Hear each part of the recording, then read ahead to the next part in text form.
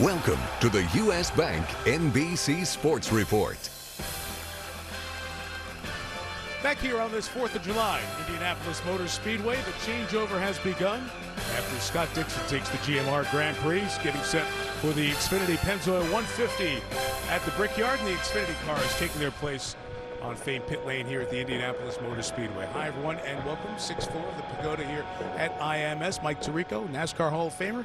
Dale Jarrett, twice a winner here at the Brickyard. We are all socially distanced. Dale, we are pleased to be joined by Mark Miles, who is the president CEO of IndyCar and Penske Group as well. And a lot to ask you about the weekend first. This is a pretty cool deal. It's a great way to celebrate America's birthday with America's biggest racing series combined at the same place on the same weekend for the first time. Yeah, and welcome back to you guys. We're glad to have you here. We've been looking forward to this for a long time, and I think it's really meaningful for the future of motorsports to have the series working together, you know, for all the COVID procedures and everything that everybody's going through to try to keep people safe, and ultimately to racing and what's going on right now, converting this track. And can't wait to see the Xfinity guys go out there and see what they can do on this road course. Yeah, we're both excited about that. The good news was the podium lift worked out just fine, and we've got Scott Dixon's car up there successfully. Yeah, it's probably fitting that Scott would be the first guy to use this this new innovation. You couldn't keep him off of Victory Circle here very long, and it did work, and so I'm really happy about that. Let's get to some serious business for a minute before Dale and I jump in and talk about the racing that's ahead this weekend. Obviously, with the tenor and the tone of the conversation around the country over the last 4 weeks, diversity, inclusion, and equality has become a very significant part of the American sports conversation as well. And IndyCar and the series and IMS involved in an announcement this morning about what the next steps are for your group. Why don't you take us through that?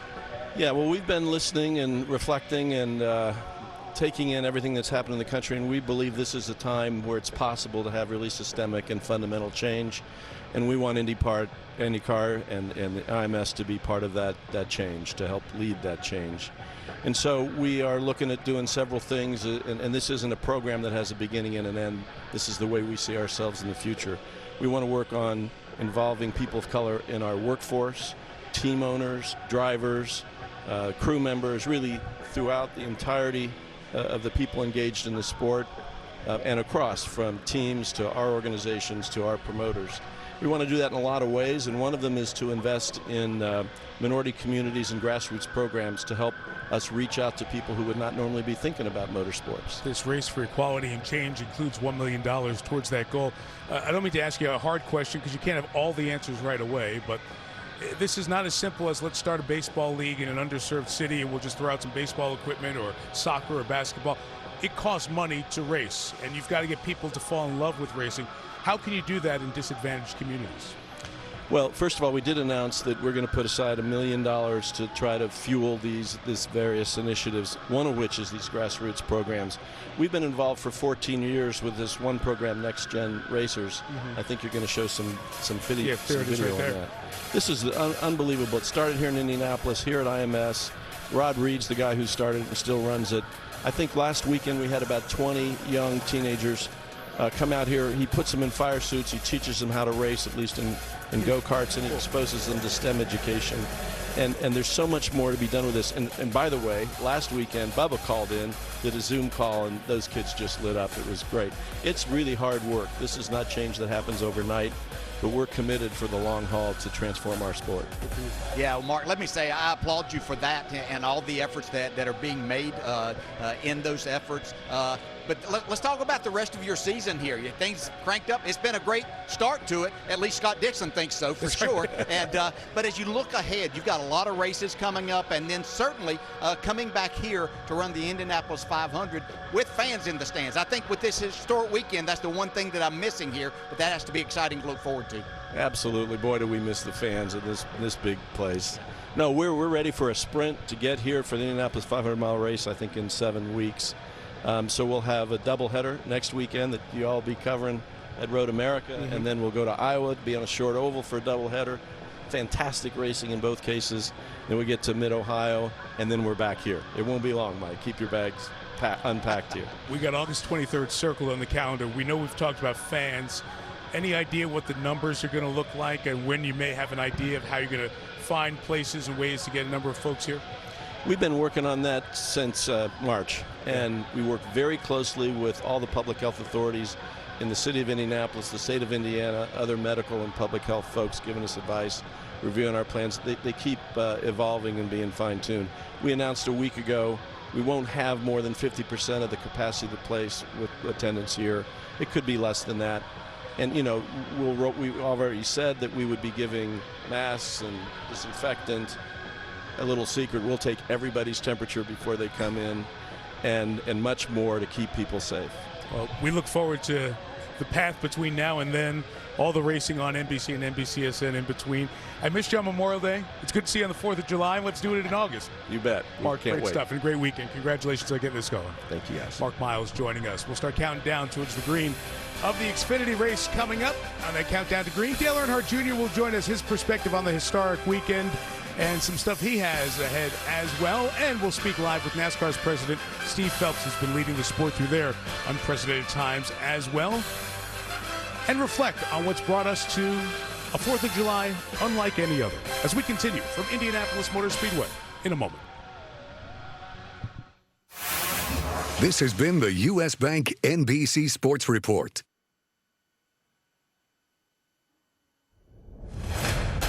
You have to attack road courses if you want to be good and give yourself a chance. And he hang on to it. No, he's going to go around. Hold on to it. Hold on to it. Hold on to it. These road courses are a great place to lose a lot of points. Locks up the wheels and slides. Now the leader turns around. The gloves are off. It's full contact racing. Pushed him up out of the groove, making the pass. Take the trophy. Allmendinger is wearing out the points leader. Finally! Yes! Yes!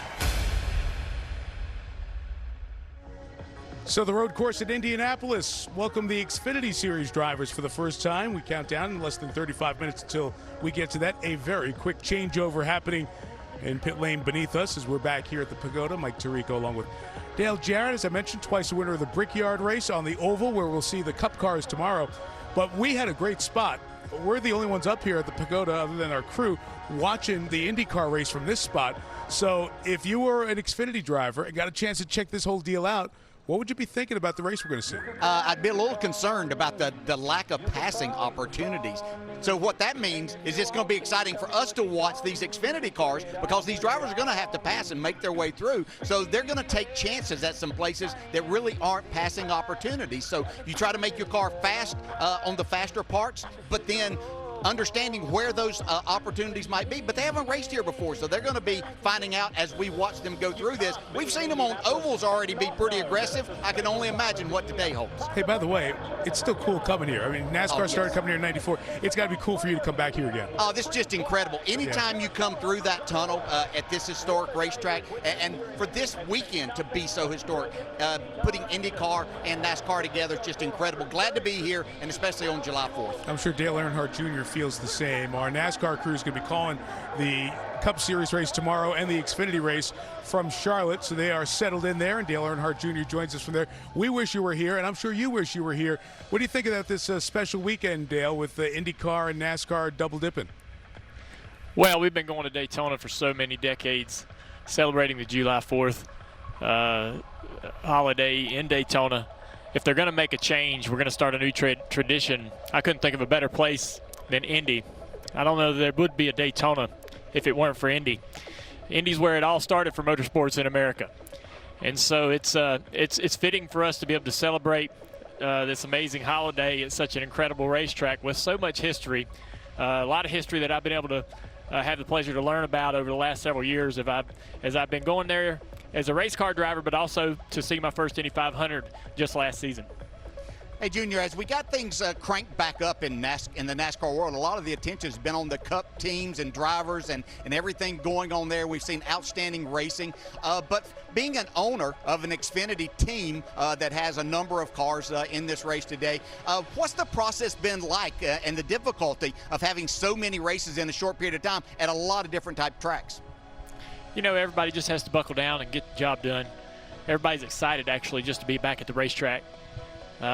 We're all reminded when we come back to the racetrack and as I come back to the booth that this is a privilege. Just an incredible fortunate opportunity for all of us to be a part of. And so I believe as the sport cranked back up and got back to work, even though they were going to be doing some things that were out of their comfort zone, or they were going to be trying to accomplish a lot in a very short period of time, everyone was so eager to do it, just to be back at work and back with a purpose. Hey, Junior, there's less sports on, so more folks are sampling NASCAR. Those of us who watch the sport, we're able to spend more time watching, to be really candid. So I'm kicking back on a weekend with no event to cover. I'm watching the Xfinity race from Homestead, and I'm rooting for you. And you finished 5th in that race, so you can speak firsthand, competing against these guys just a couple of weeks ago. For the folks who are IndyCar fans who are crossing over to watch the Xfinity guys today, what did you experience about the quality of the drivers of the Xfinity Series that we're going to see here in a few minutes? These young drivers in this race today are our future champions in the NASCAR Cup Series. This is sort of like our college level or AAA series, where you're going to see some of the young, eager drivers that are going to make mistakes, and they're going to really show their personality and their imperfections. But one of them is going to rise to the occasion at a critical moment in their lives and win today's race. And it's going to be an incredible moment for him to win at this particular racetrack because of the history at Indy.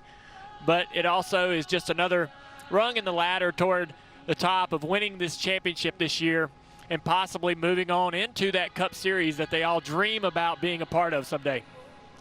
Hey, Junior, so now you've had a couple of years of being an analyst and done an outstanding job of that, but all of those races that you've been calling have been from the racetrack. What do you think about today and being there in Charlotte and calling a race looking at a monitor? We love the opportunity to be able to look out the window at the action in front of us when we're live at the event.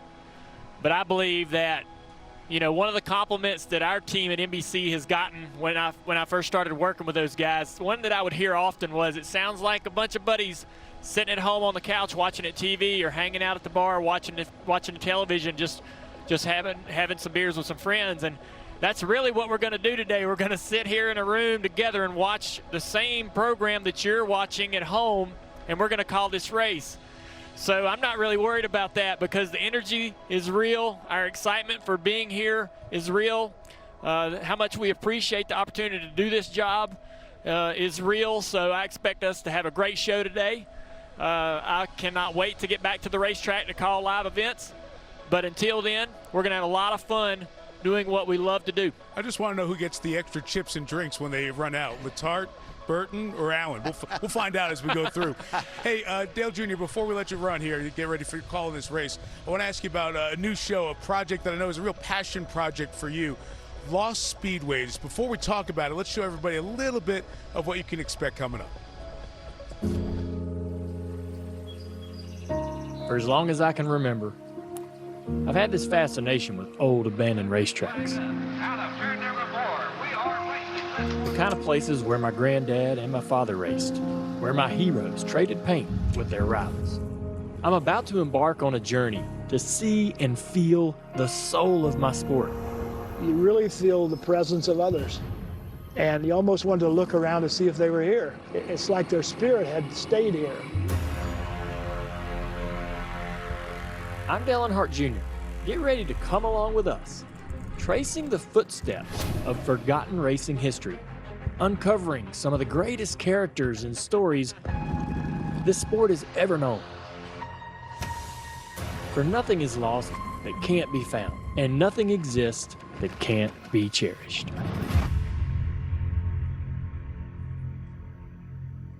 Junior, I know the idea was cool for you. How was the experience of going to check out these places? It was awesome. I've had a passion for abandoned racetracks for over a decade and created a personal map of over 300 tracks. So we're able to go out to these racetracks and learn about what they meant to the people that race there and the community.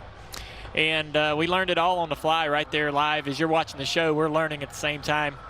I'm so thankful for NBC to allow me to create this project. I've been wanting to make this show for several years.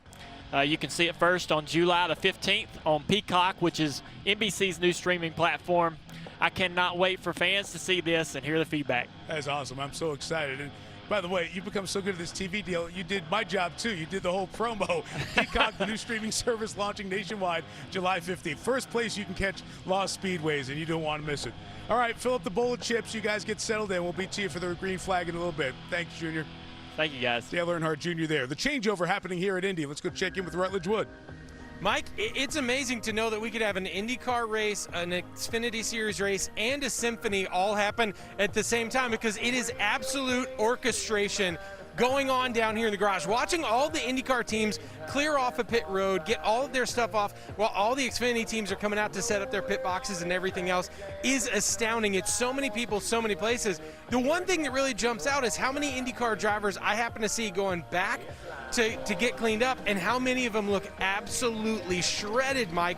We heard the guys talking in the booth earlier about the heat. It'll be really interesting to see if the Xfinity drivers have some of those same battles and same conditions that some of these drivers who just got out of the Indy cars seem to have going on. But so incredible for all the fans that are watching at home for this historic weekend. It is exciting everywhere you look, and the coolest part is seeing these two groups, IndyCar and NASCAR, who've never been together at the same place at the same time, so happy to just celebrate motorsports and our country on this very special weekend, Mike. It's really cool, Rutledge, and for the Xfinity drivers, and they're seeing the top of IndyCar racing here, and those drivers who they've become so familiar with, inspired by watching them perform in the heat, now they get the opportunity to do the same thing. Head of NASCAR will discuss the issues that have been going on in the sport and looking ahead to this perspective that they have on a historic weekend at Indianapolis Motor Speedway as we continue after this.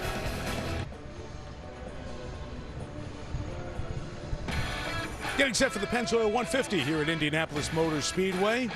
After Scott Dixon won the IndyCar race, the Xfinity drivers for NASCAR will hit the road course, and then we'll see the NASCAR Cup Series tomorrow on the famed 2.5-mile oval. Have that for you on NBC. 22 minutes and change as we count down, and a little repair work being done.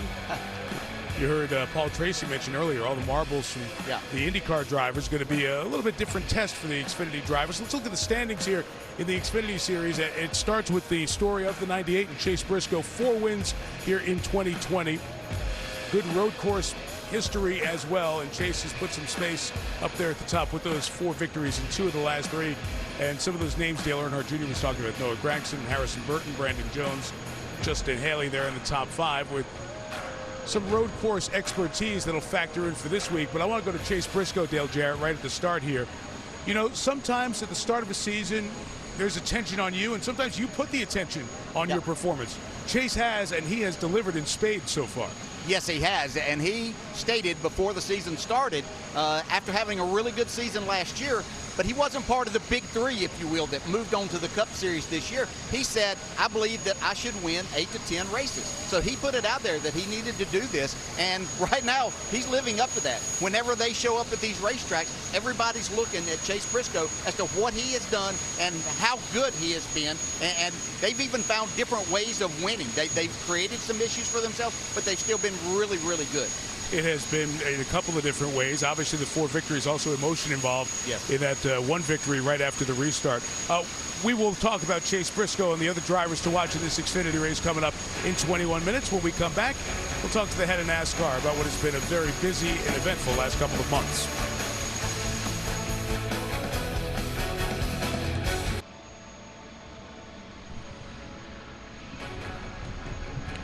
Minutes until the Xfinity race starts July 4th here at the Brickyard, with IndyCar and NASCAR at this track in the same day. Any other year, you could just imagine the fans that would be here enjoying it all, watching the changeover happen. But it has been a very different time in all of sports, especially in NASCAR. It's been a year unlike any other in American history, and the big issues in our country have contributed to what's been the most transformative time in the 72-year history of NASCAR. After suspending its season in mid-March, NASCAR resumed competition on May 17th at Darlington, first sport to come back and the first major sport returning to action. It's an organization that for many years was criticized for being slow to evolve, but suddenly forged forward with some bold plans, and we've seen them at all levels of the sport. Midweek racing, no practice, limited personnel at the tracks. All of this with a growing sense of these new realities could be sticking around post-COVID-19. And then, of course, the reality over the last month hitting with the Cup Series is Black Lives Matter. That moment has grown across the country, around the world. And NASCAR, at the urging of the only black driver in its top series, Bubba Wallace, banned the Confederate flag from all of its events. A couple of weeks ago, we all saw what happened at Talladega in what turned out to be a most unlikely coincidence. The only garage rope pulled was fashioned as a noose, and that happened to be in the garage of Bubba Wallace. It was not a hate crime after the investigation, FBI involved as well. But certainly that outpouring of support that we saw from Wallace's fellow drivers and team members prior to the race, that's going to be not only one of the enduring images in sports this year, but in all of sports and in NASCAR's history. Steve Phelps has had to deal with all of this over the last few months, and the president of NASCAR joins us. He is at Daytona, the racing capital of the world, here, world center of racing there. He's there because of that IMSA race that you're going to see on NBCSN, and we'll fly up here for the Cup race tomorrow. Steve, it has been a very busy couple of months. Let me start first with everything around Bubba Wallace and the diversity and opening NASCAR to a lot of national conversation. What have you individually and the organization in general learned from the listening that you've done over the last 3 or 4 weeks?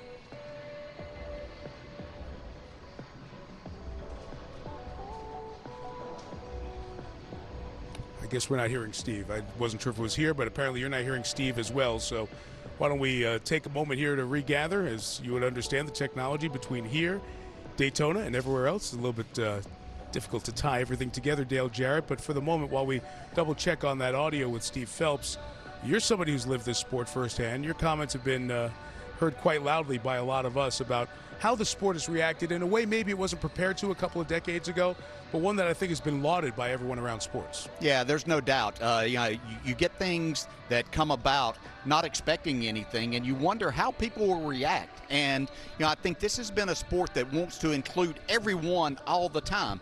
You mentioned something earlier in our talk with Mark Miles about the IndyCar, and it costs money to go racing at any level. And so, that's kind of the way this sport is too. No matter where you start, somebody has to have money. So trying to include a lot of different people in has become difficult, or has always been difficult.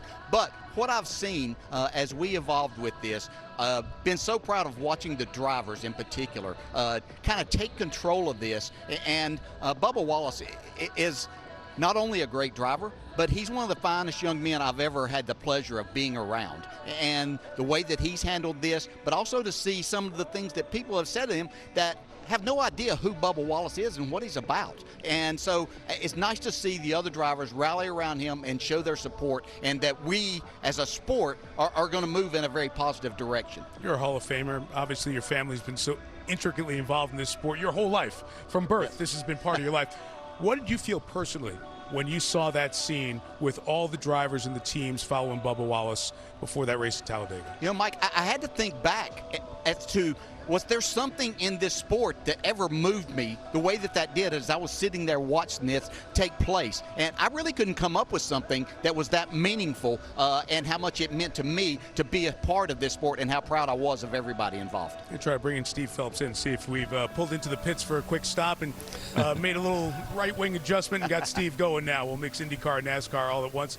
Steve, I asked you the question before. I'll ask you again. In all the listening and the powerful imagery of that moment at Talladega, what have you and what has the series learned regarding this very important topic in America? Well, I think for us, Mike, it was I just hear DJ talk about it. I was moved literally to tears. It was an incredible display of what NASCAR is all about. NASCAR is about community. NASCAR is about family. Those drivers supporting crews, officials, everyone walking down that pit road, pushing that car. And then just that scene was something that I was incredibly proud to work at NASCAR at that moment, and I am in every day since. It's just it's been an amazing few weeks. Bubba has shown incredible courage and grace and just class in how he's approached it. And there's no anger in it at all. It's about listening. It's about understanding. And really, for us, it's about welcoming more people to the racetrack, welcoming more people to our sport. And that's really the message that we want to put out there. And they've seen that with a lot of terrific racing in different formats with midweek races and no practice, tighter schedule. Is there anything that you've seen that you might be able to take away if we do get back to normal that you think could help enhance the sport going forward? Yeah, I think there are, if you think back to before, kind of pre-COVID when we were at Phoenix and then we shut down for 10 weeks, I think if you'd ask anyone, hey, you can do a one-day show, no practice, no qualifying, most people in the industry would be like, well, that just can't happen. Right. And we've shown that it can. So what we'll do when things get back to normal, we will take do a post-mortem of what went on, what things that we can incorporate into the 2021 season that we learned in the 2020 season. You can see time's ticking down to the green flag. I do want to get in one last question about Jimmie Johnson. Of course, the 7-time champion tested positive, or was tested positive for COVID-19, so he is not going to race here this week. Are there any further steps in changing how the procedures are going for NASCAR or Xfinity that you folks are looking at right now after Jimmie's positive test? You know, Mike, I think the protocols have actually worked really, really well for us. You know, obviously it's unfortunate that Jimmie's going to be out of the car this weekend. Hopefully 2 negative tests next week and he can get back in the car at Kentucky. I think the protocols have worked really well. It's not perfect, but I think if you look at the procedures that we have in place and the policies that we have in place really to protect the drivers, the crews, our own officials, and anyone who's working at the racetrack, the number of positive tests that we've had have been so few and far between. We're really encouraged. So we think the protocols are working as we had expected they would. Hopefully Jimmie will be back soon and we won't have any other drivers testing positive. And priority at best to Jimmie, his wife, and their kids as well. Jimmie spoke from the heart today about how heartbreaking it is as parents, too. You're trying to protect your kids as well and raise them as their young kids. So we're thinking of the 7-time champ, Jimmie Johnson, his wife and family as well. Steve, thank you for a few minutes. Appreciate you putting up with a little technical gremlin. Good luck with the IMSA race down there tonight at Daytona. We'll see you up here tomorrow. Thanks so much, Mike. Look forward to it. Appreciate Take the patience and Steve Phelps' time joining us on this very busy weekend. It's a little bit of IndyCar, now the Xfinity Series, and NASCAR set to hit the track as we get closer to the green flag of the Pennzoil 150 on this 4th of July.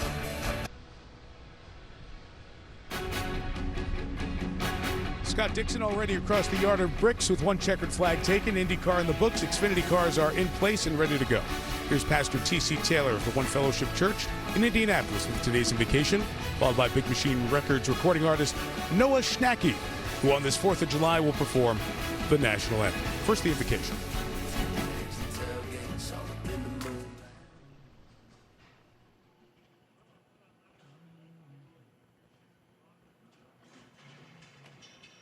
Let us pray.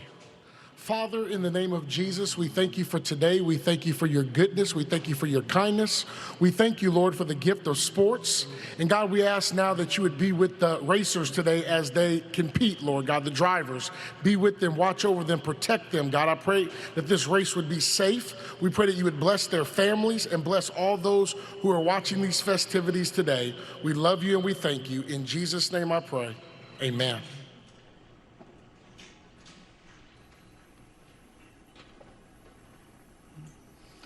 Oh, say, can you see by the dawn's early light what so proudly we hailed at the twilight's last gleaming, whose broad stripes and bright stars through the perilous fight o'er the ramparts we watched were so gallantly streaming, and the rocket's red glare, the bombs bursting in air, gave proof through the night that our flag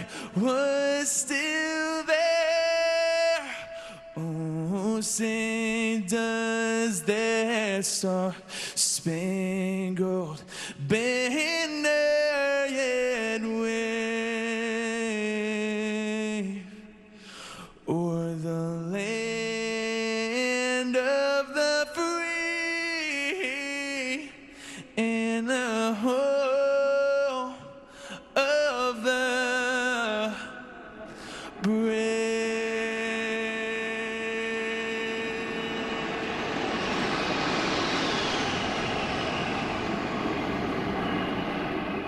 Thank you to the 122nd Fighter Wing of the Air National Guard from Fort Wayne, Indiana, for that flyover. The 122nd has been integral in COVID relief efforts throughout the state since the pandemic began. Take it away, guys. Hi, I'm Major Travis Bates Walton of the 122nd Fighter Wing. On behalf of the Indiana National Guard Black Snakes, we'd like to say Happy 4th of July. The catalyst to any motorsport event is a dynamic pairing. Racing power is sparked by die-hard batteries, half a century track record. Here at Indianapolis Motor Speedway, racing's prestige is spoken through a timeless phrase. Gentlemen, start. Fired up and ready. Tank when you're ready. One instant ignites an entire event. One surge drives those who dare. Gentlemen, start your engines. A trusted, powerful command whose words hold as much power as one of the most durable names in car batteries.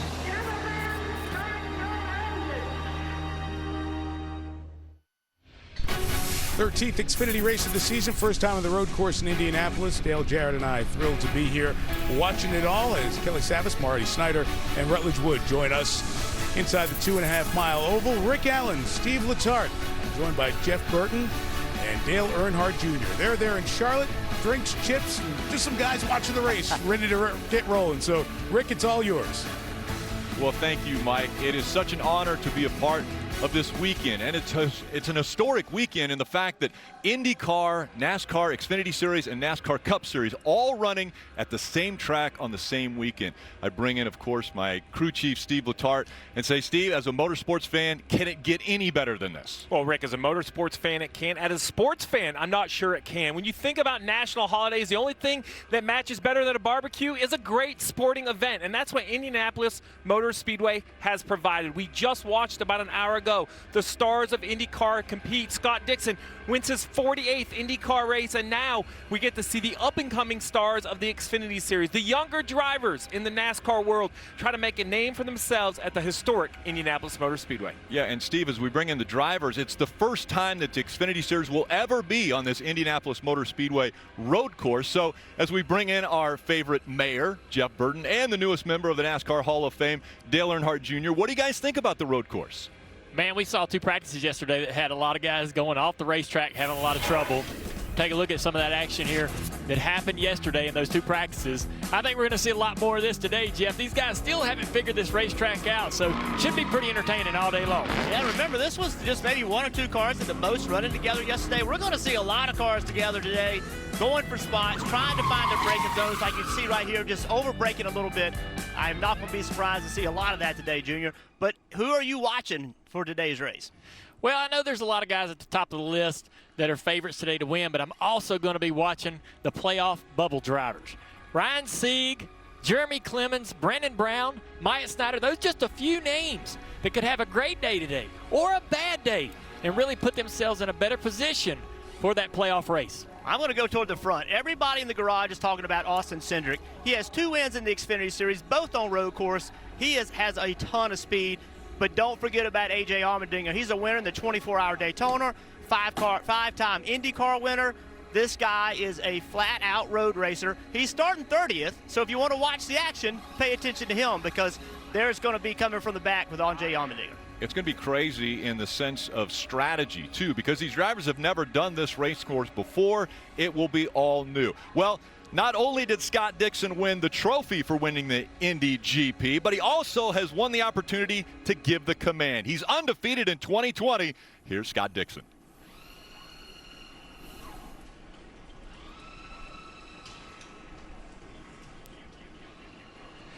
On behalf of the NTT IndyCar Series, welcome to our home track, the Indianapolis Motor Speedway. Drivers, start your engines. The white sign with a white backboard right there. Big smile on Scott Dixon's face as he gave the command, and what a sweet sound when you hear the engines roar at Indianapolis Motor Speedway.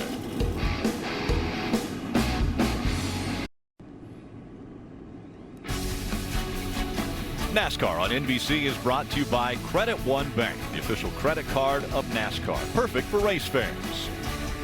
Toyota. And by Most Dangerous Game, an action-packed thriller starring Liam Hemsworth, only on Quibi. The Indianapolis Motor Speedway. Its history. Its tradition.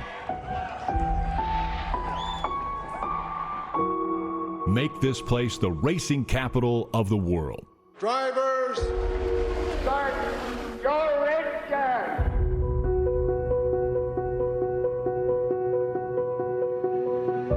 Jeff Gordon is about to write his name in the racing history books. Rick Mears heads for number 4. I wish I could put it in words. Today's been my entire life. I didn't know it till I got the checker flag. As we celebrate our nation's birthday, the Brickyard celebrates new history and new tradition. IndyCar and NASCAR sharing this hallowed ground on the same day.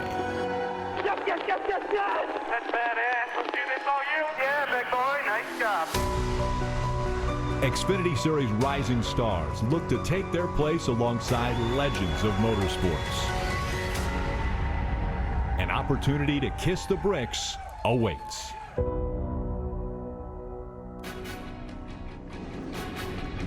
It's NASCAR Xfinity Series racing from Indianapolis, the Pennzoil 150 at the Brickyard. Of course, in these different times because of COVID-19, the starting lineup has been set randomly. And Steve, you can explain that a little better, but I say it because Jeff Burton's starting on the pole. When he signed up for this race, they were still going to run on the oval here at Indianapolis, but he'll have a little bit of a different look at this racetrack. Yeah, as we continue to see names run across, Brandon Jones, Ryan Sieg. Basically, if you're in the top 12 in points, you get put in the bucket. You're the first 12 guys randomly drawn. The middle third of the field is by the next 12 in points. So it is random. You have a little advantage if you're higher in points, but this is not indicative of speed as we see Austin Cindric back on row 5, one of the favorites for today. Jesse Little, Mike Wallace making up row 7. And we saw Justin Haley's name back there in row 6. We want to chat with him before he gets too fired up inside this car. Jeff, can you dial him up on the radio? Hey, Justin, this is Booth Boys. You got us? Yeah, I got you. Well, brand new racetrack for the Xfinity Series. You had 2 hours of practice yesterday. What do you think the biggest challenge is going to be? This is an extremely fun road course. You know, I've got a good bit of road course experience myself, so this thing has been so much fun running the track yesterday. Hats off to NASCAR for bringing us here in the Xfinity Series. So I think the biggest challenge is just keeping the left rear tire underneath us. Got a lot of right-handed corners, so the left rear is getting a lot of wear and tear. So before you guys, of course, we had the IndyCar race. I don't know if you got a chance to watch it, and if you did you learn anything from those guys? You really can't learn much, but thankfully for me and everyone in college racing, we have a really fast leaf filter gutter protection Chevrolet. ECR power under the hood. We were extremely fast yesterday, so we're happy with our pace. Hopefully we can keep it clean here, see how this race plays out, and put a good 4th of July weekend race on for y'all. So appreciate everyone with you guys, everyone, all the fans. Hopefully we can get a win. Justin, how about the historic moment of this? What does it feel like to be part of this event? It's really cool. I mean, triple header weekend, IndyCar. Like I said, the thing we're missing now is the fans. So it's a little bittersweet, but hopefully next year we'll be back and better. Good luck, buddy. Really appreciate you letting us ride along with you. Have fun today. Well, so far this weekend, the biggest news story that has come out has been the fact that 7-time champion Jimmie Johnson tested positive for COVID-19 yesterday. And so for him to get back to the racetrack, the protocol is he must have 2 negative tests that are separated by at least 24 hours, and he must be cleared by a physician prior to his return to the racetrack. And of course, a big streak ending there at 663 consecutive starts. But filling in for him will be Justin Allgaier, who's in the race today. And for more on him, let's go to Kelly Stavis. And Rick, Justin Allgaier said first and foremost his thoughts are with Jimmie Johnson and his family, and he certainly hopes for a speedy recovery for them. But then Justin also told me he's been text messaging back and forth with the big boss man, Rick Hendrick, this morning. And Mr. H started by saying, hey, look, no pressure, just go out there and do your thing tomorrow.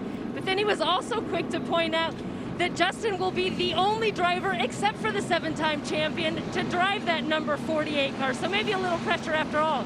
In fact, when I saw Allgaier walking to his car just a few moments ago, he said, look, I feel really good about today. It's tomorrow that's already got me nervous. He is a 3-time road course winner, one of the favorites here today, and he's got a good starting spot. He's starting 5th today, Marty Snyder.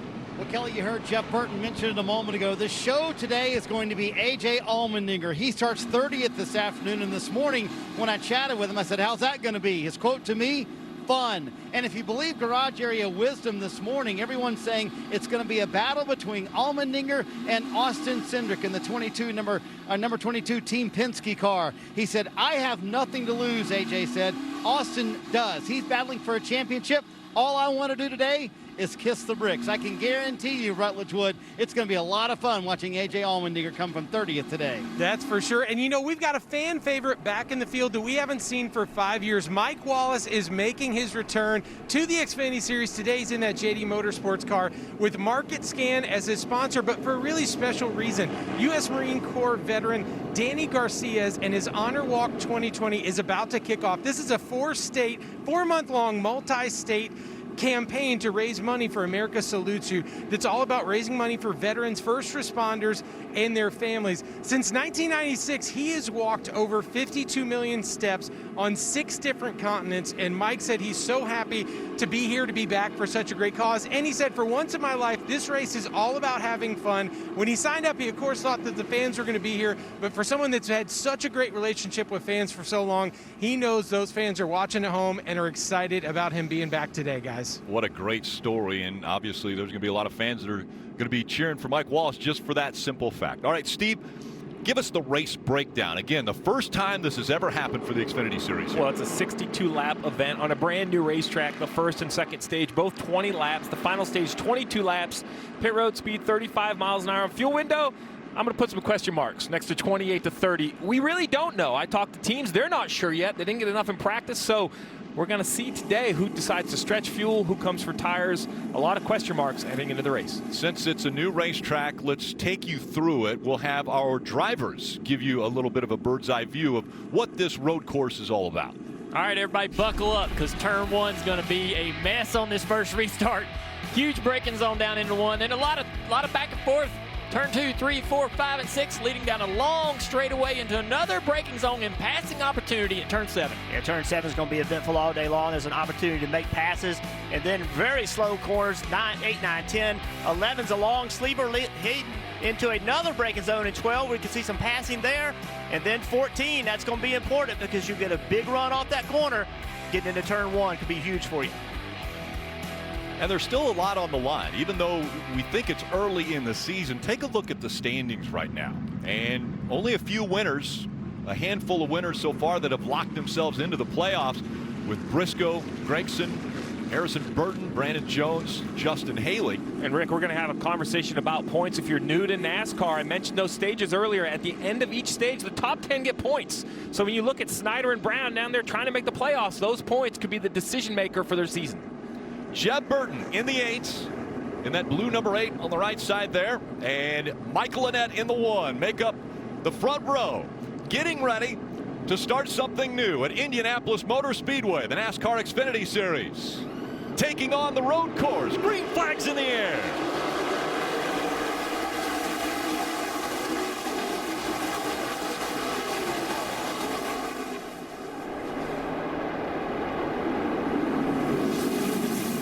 Chaos could start quickly here.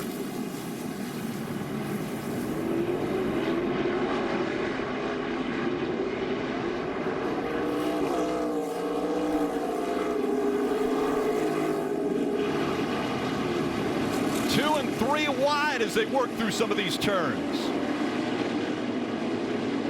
Real impressed. The whole field was able to get through there pretty cleanly. How long will that patience last before these guys start taking more risks? A lot of give and take right there at the start of this race. Smart move by all the drivers. Unlike you, though, it won't last long. You see right here, look for the lead.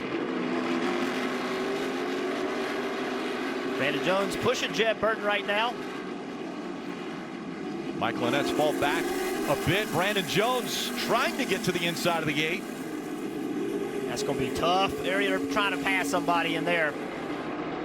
That number 7, Klondike on the hood. That's Justin Allgaier, very good on the road courses. And behind him, Noah Gregson, a pass for the lead right here.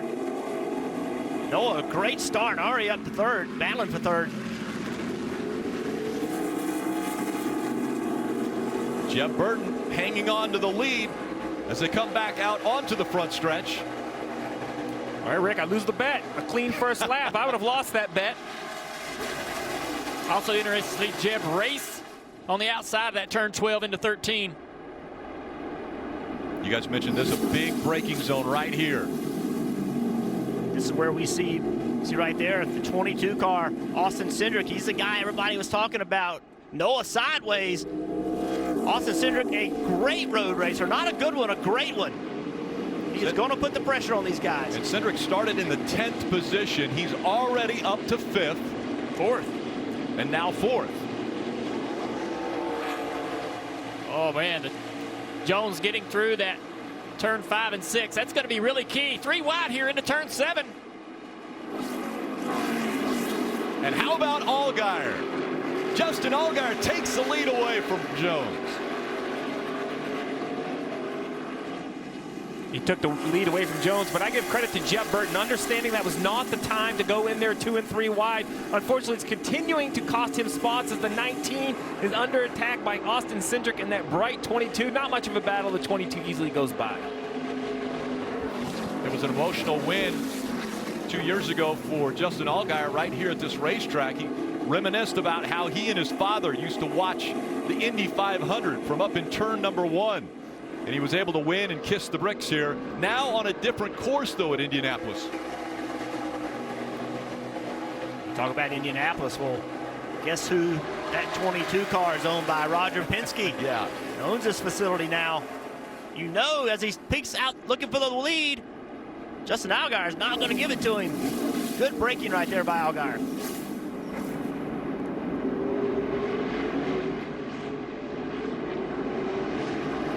No mistakes early for the top 3.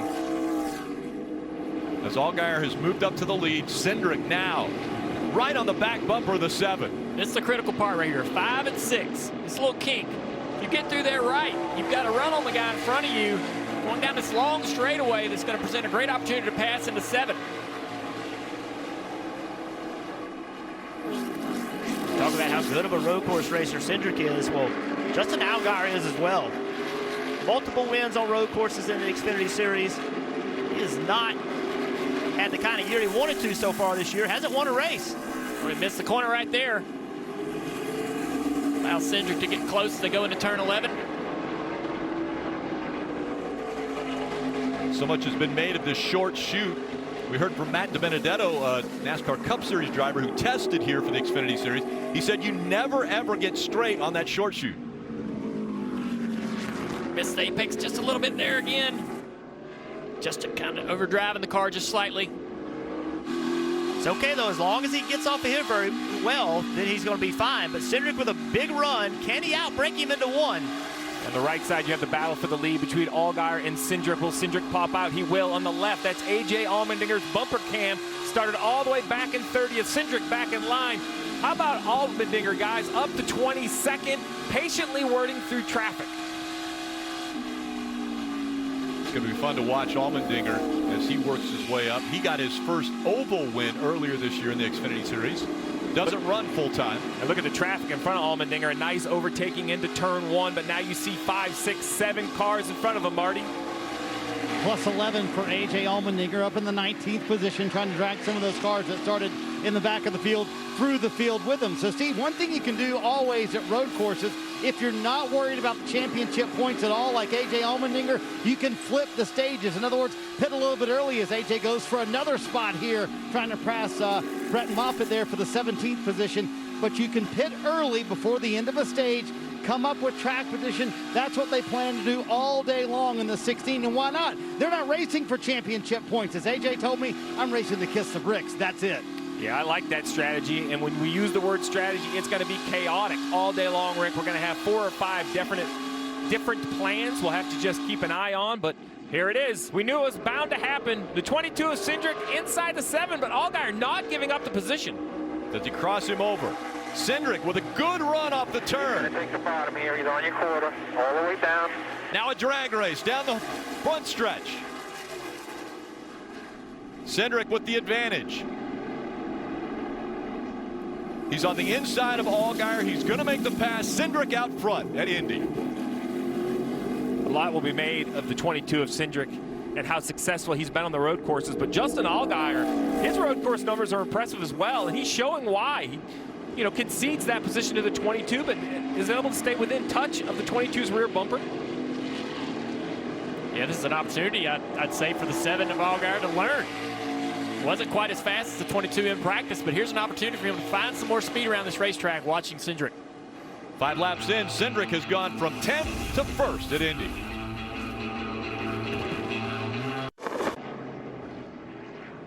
We just saw Scott Dixon win the NTT IndyCar Series race here on the road course. It rolls to Road America in Elkhart Lake, Wisconsin next weekend. Can he stay perfect? Coverage Saturday on NBCSN and Sunday on NBC. It's home with Indy 500. What a great shot. Thanks to our friends at Team Penske, bringing both Menards cars out. You see the Indy car, the Xfinity car next to it. It's very obvious the difference, the height, the sleekness, the size, the weight.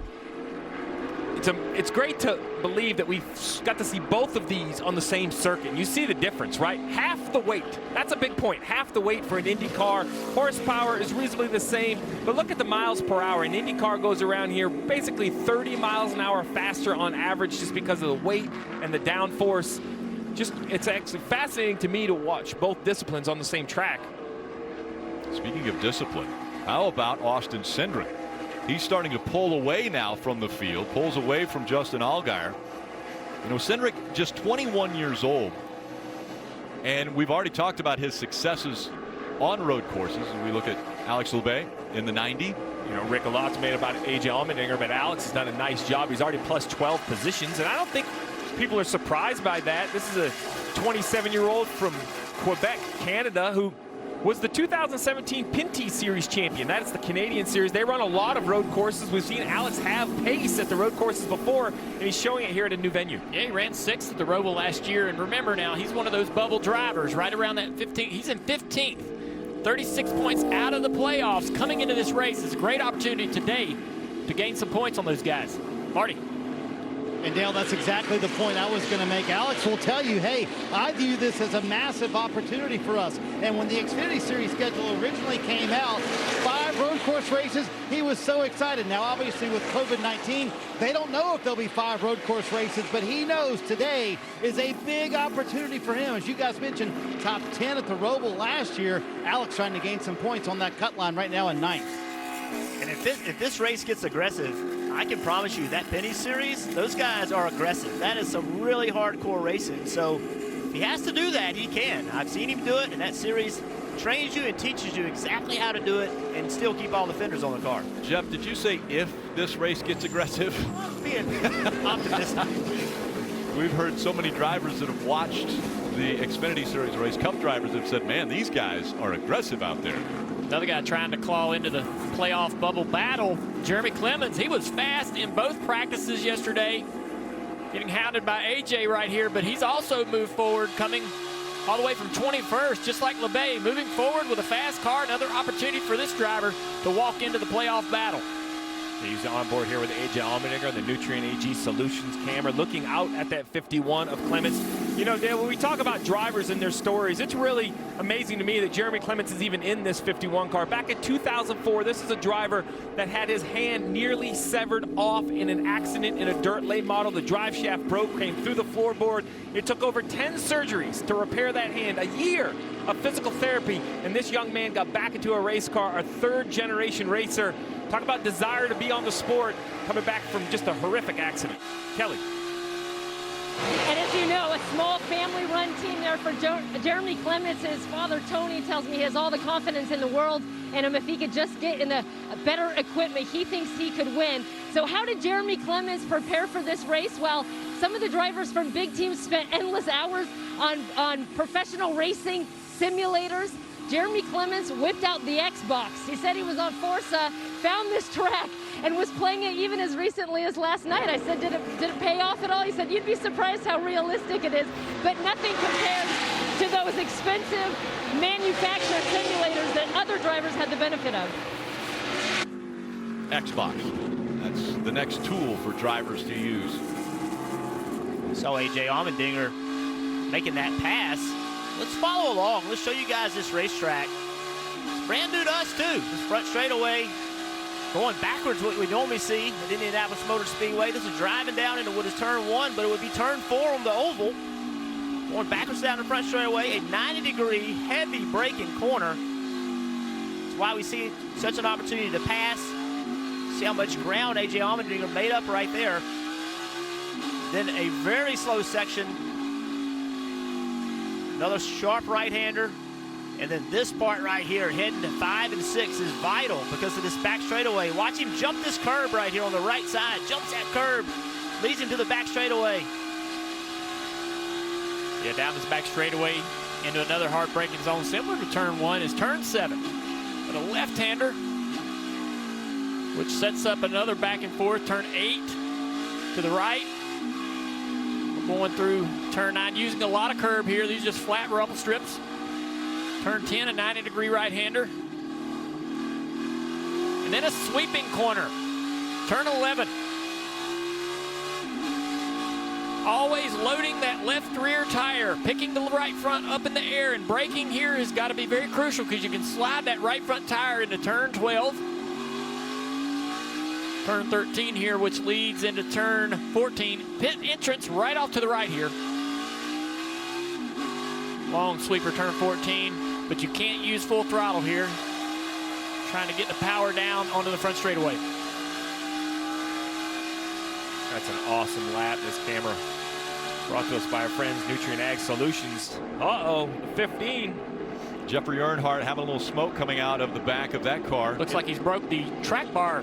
Yes, that's exactly right. The rear end housing, you see the left rear tire up underneath the bodywork, the right rear tire showing. Well, there's a bar that goes across the back that holds that in position. Obviously, it's either come loose or broken. Maybe we'll have an idea if it happened on the track. Or no, it's already broken right there. So the smoke is more than likely just from the tire's rubbing. You see how much the right rear tire is sticking out of the body. It's unfortunate for Jeffrey. A little surprising, you know, this track pretty flat, and the curbing's not really that large compared to, say, Watkins Glen, Road America, some other racetracks. You see Jeremy Clements in the 51, currently running in the 11th position. Let's listen in on the radio. 2, we got a little hint of a smoke coming out the rear end. I couldn't tell where. Yes, he is. Looks like right rear, maybe. I'm not sure where the smoke's coming from, though. So we're about the same. Seems like just left-handers a little bit, not right. It is on the left-handers. It's funny they're talking about that. When we had the shot from Allmendinger's car, I thought there was some smoke, but I didn't know it was from tire lockup. It was in different places on the track, Rick. I could never figure out exactly what it was coming from. 3-second lead for the 22 of Austin Cindric here at Indy.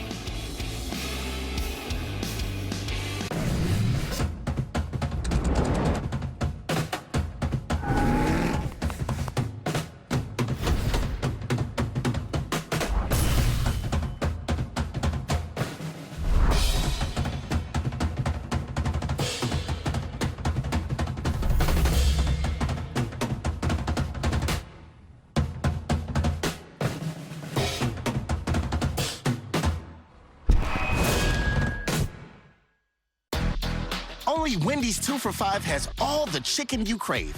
You can choose from the spicy or homestyle chicken sandwich, crispy or spicy 10-piece nuggets.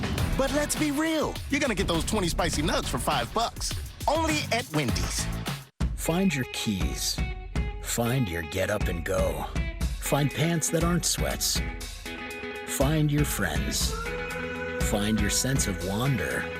Find the world is new again. At Chevy, we'd like to take you there.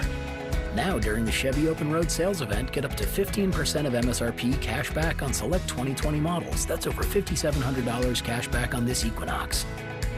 It's time to find new roads again. Holy mother of thin. Look what we did. We made it thin. How is this possible, you ask? It's not, but we done it anyway. Reese's Thins. Not sorry. Let's get back to blue skies and bright eyes. Let's get back to being gone. Let's get back to telling stories and hearing crickets. Let's get back to just one more cast. Let's get back to nature. Coming to the Star-Spangled Summer Sale at Bass Pro Shops and Cabela's. And let's get out there where we belong. Your adventure starts here. I am proud of this place we call home and the men and women of this nation who stand unafraid, sacrificing everything in order to keep us safe. And in their honor, I salute them in any way I can. I am NASCAR.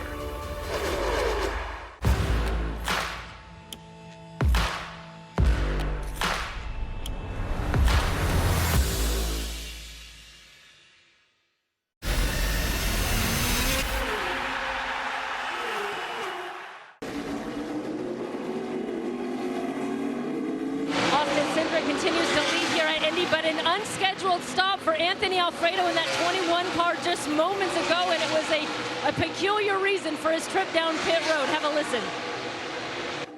His window net fell down.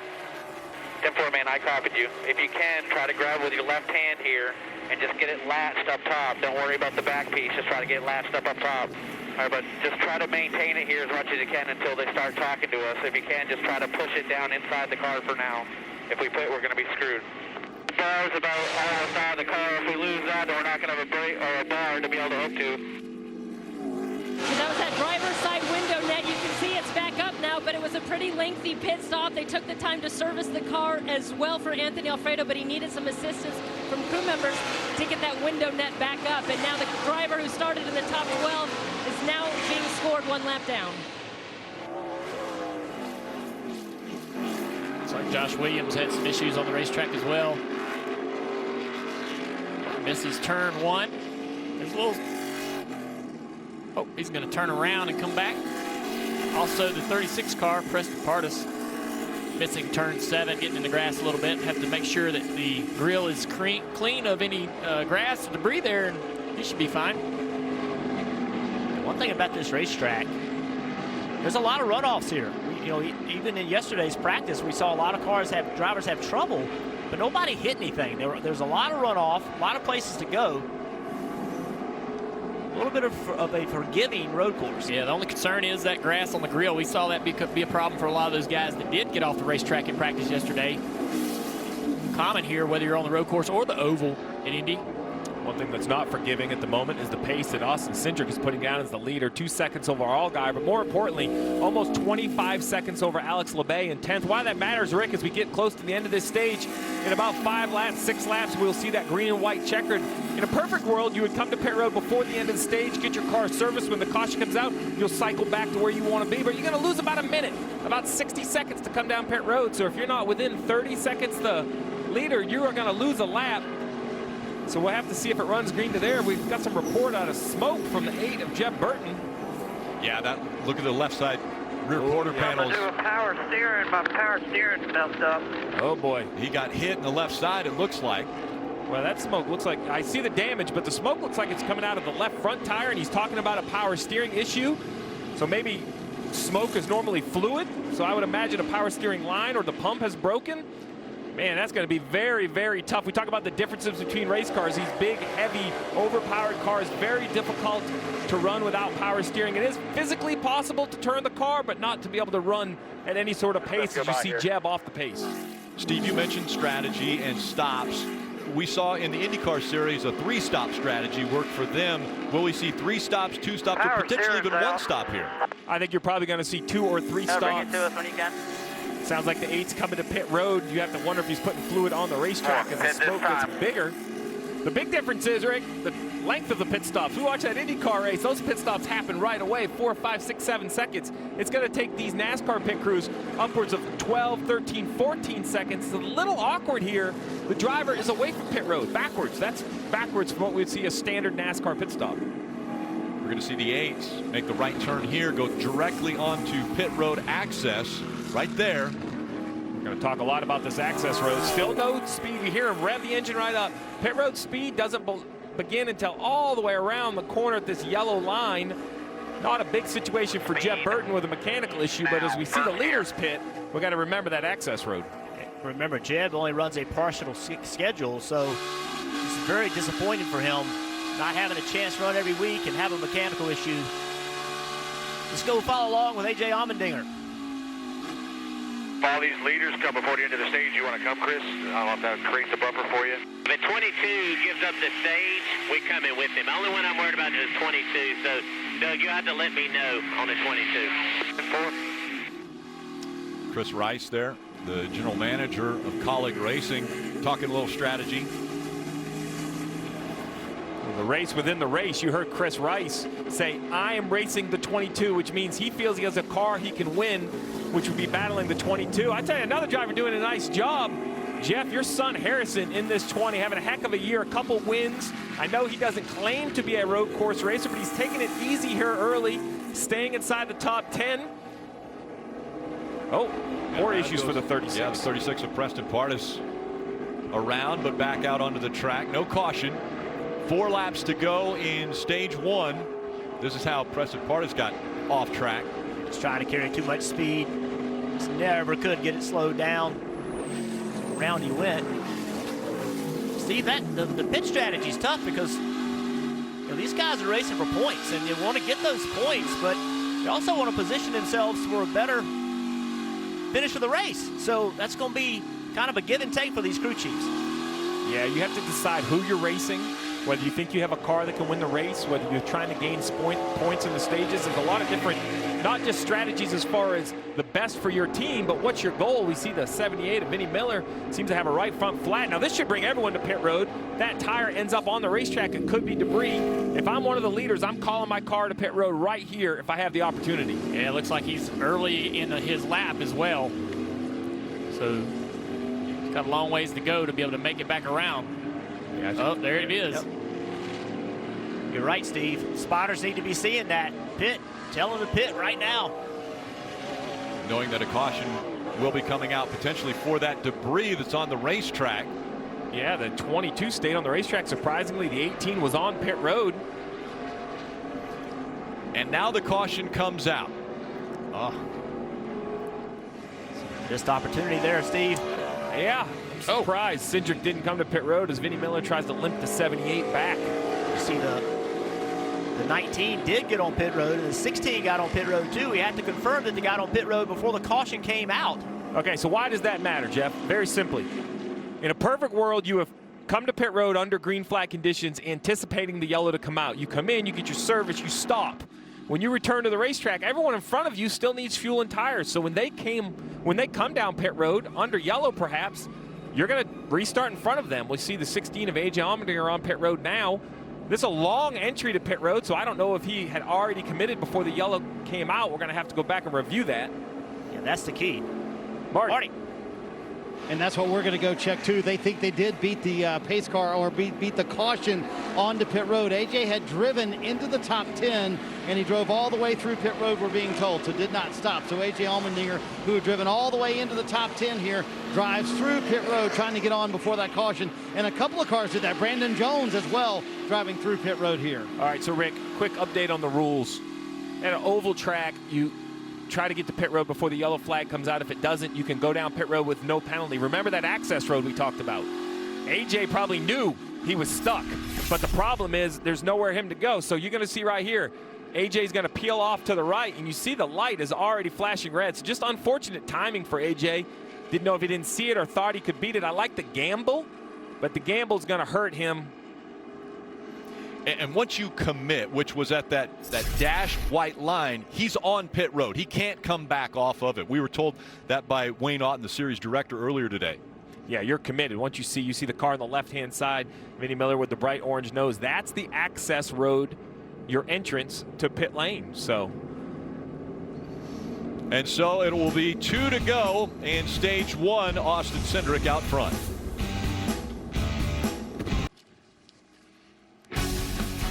NASCAR on NBC is brought to you by Tractor Supply Company, providing pet food, animal feed, and gardening supplies. And by Credit One Bank, the official credit card of NASCAR, perfect for race fans. Beautiful, scenic Indianapolis, Indiana, as the cars continue to roll around the road course under caution, the first one of the day. And coming up on the end of the stage, and I know that you guys have been questioning, would they open pit road prior to the end of this stage? In the past, they have kept pit road closed until the end of the stage, so everybody has the same opportunity. We'll see if they open it here. I think we're hearing they're going to keep it closed as well. That's a great decision by NASCAR. Basically, don't force the teams to decide whether you have to pit or not. Just end the stage, award their points, and then continue to race from here. So that means Austin Cindric will get his 4th stage win of 2020. He only had 3 stage wins in his career entering this season, so pretty big for Austin Cindric. He's looked dominant already in this race as far as stage 1 goes, but the guy that's getting a little bit closer each lap is A.J. Allmendinger. Riding on board with A.J. I've been impressed with his patience. You know, I would have thought A.J. would have really attacked early, but the few moves I saw that he makes, he kind of gave positions away, passes he could have made. I think he understands, even though 62 seems like a short race, Jeff, you got to be around, right? You have to have fenders on your car to compete, and he's done a nice job. Yeah, that's right. I think, listen, A.J. Allmendinger is a great road racer, really out here just racing for fun, right? No pressure.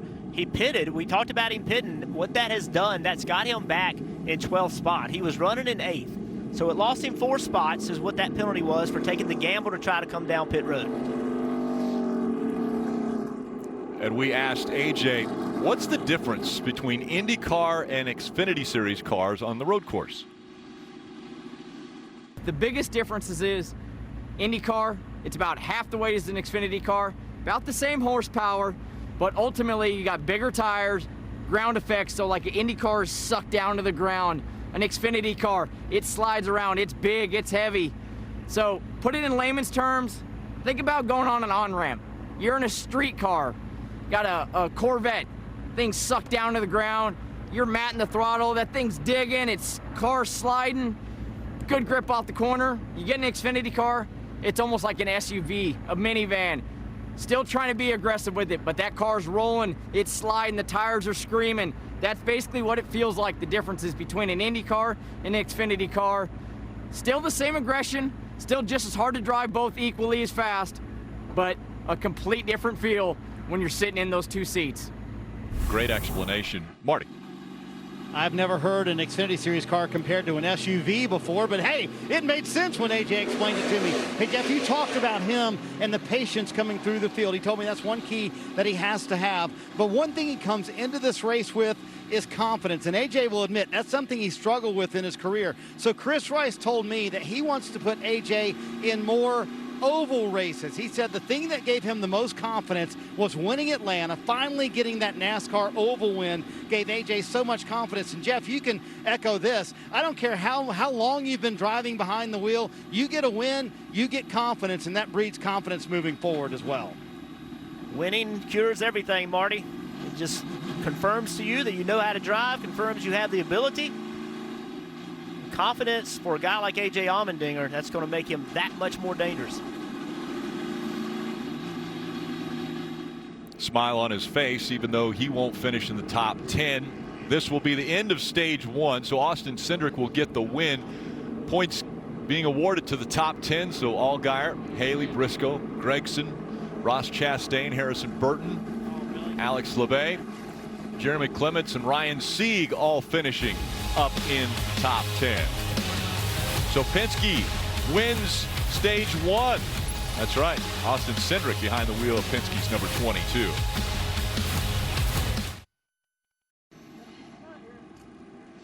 Dwayne Johnson brings Super Bowl champion Victor Cruz and Ninja Warrior Jesse Graff to take on all comers to become the next Titan champion. That's the Titan Games Monday on NBC. Guys getting ready to go over the wall here for pit stops.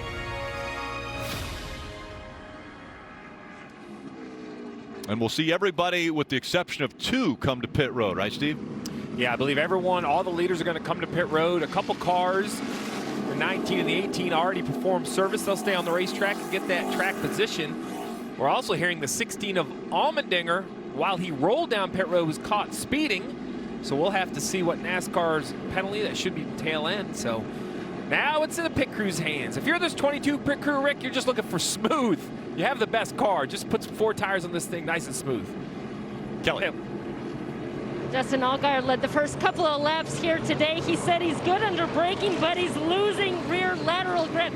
He asked for an ice bag and a drink. He said it is hot in here. Meanwhile, Austin Cindric in that bright yellow number 22 has led 18 laps. His car is doing everything he wants it to do. So he said no changes, just 4 fresh Goodyear tires, Marty. Bottom of your screen, Justin Haley says his car is way too tight. They're in the 3rd position. You saw Noah Gragson kind of flash into his stall beneath him. He also is having trouble getting the car into 2nd gear. We'll see where he comes out here off the race off pit road. But Steve, having trouble getting it into 2nd gear, that would worry me here at a road course like that for Justin Haley. That's very concerning. Both ends of the racetrack, both slow sets of corners are 1st and 2nd gear corners. So seconds used a lot as the 11 stalls it. Oh, and they're stacked up. He can't go. This is a narrow pit road, and now these guys are coming down it backwards. So completely different than normal. It looks like that's Briscoe first off pit road, Jeff. This is the most narrow pit road in the series. Also one of the longest as well. The box are actually really long, easy to get into and get out of, but if there's no room to pull out, got to be careful. You can get a lot of fender damage, quarter panel damage. Big gains right there by Briscoe and Harrison. They both were on the far end of pit road. They all had to stop, and that enabled them to just roll out in front of everybody. That was a huge advantage. Yeah, the 07 of Jade Buford stops right here, and so that confusion right there was the issue. So I think Justin Haley did the right thing there. If I'm the crew chief calling the 11 out, you have to concede the car coming in. You cannot pull out in front of him. I know he's frustrated for losing the spots, but nice job, no damage. So pit stops complete for those that were on the lead lap as we see Justin Haley decide he wants to get rid of his water bottle. Just before the Xfinity Series was on this road course here at Indianapolis Motor Speedway, it was the NTT IndyCar Series. And once again, Scott Dixon has dominated to get the win. That's 2 wins on the 2020 season, and he is joining Mike Tirico and DJ. Rick, thank you. It's 48 wins in his career. Only Mario and AJ have more. You'd finish in this road course race 2nd 3 times in a row, so you were definitely due. You told me before we got started down on the grid that it was going to be a strategy race. Strategy worked out for you guys today. It definitely worked out. You know, I think we kind of put ourselves into a bit of a hole, I think, between the choice of tires. You know, when we looked at and saw what came out from how cars were going to grid up, we were like, we're in a bit of trouble here. But it actually made us pit early. You know, it kind of put us on that cycle. We had to commit to a 3-stopper, and you know, it kind of played into it a little bit later when, you know, we pitted 3 laps later. That caution came out, and then we were, you know, off sailing because of the strategy we'd started with as well. You know, a lot of the other people that we had to try and pass were still on blacks. We had the red, the better, grippier tire, and we could take off. So, yeah, I don't know. It was just, we met, you know, kind of downstairs there, walking past each other, and you must have given me the luck. You know, gave me 20-second answer. It was the whole story. Thanks, by the way. Yeah, congratulations, Scott. And I mean, your career has just been outstanding. But my question is going to be about your crew chief. But you had to still go do the job, as you were pointing out, once you got you in a good position to go win this race. But it's still not that easy. My question is, as a driver in the past, when my crew chief helped get me that position that I needed, you give him that credit and everything, but does this buy him a pass sometime whenever he doesn't make that right call to do things?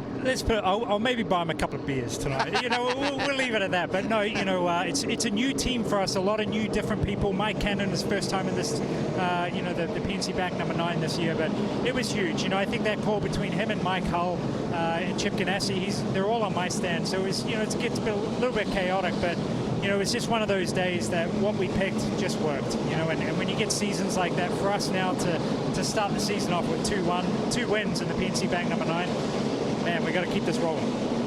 As some rain comes down, they get ready to go to green.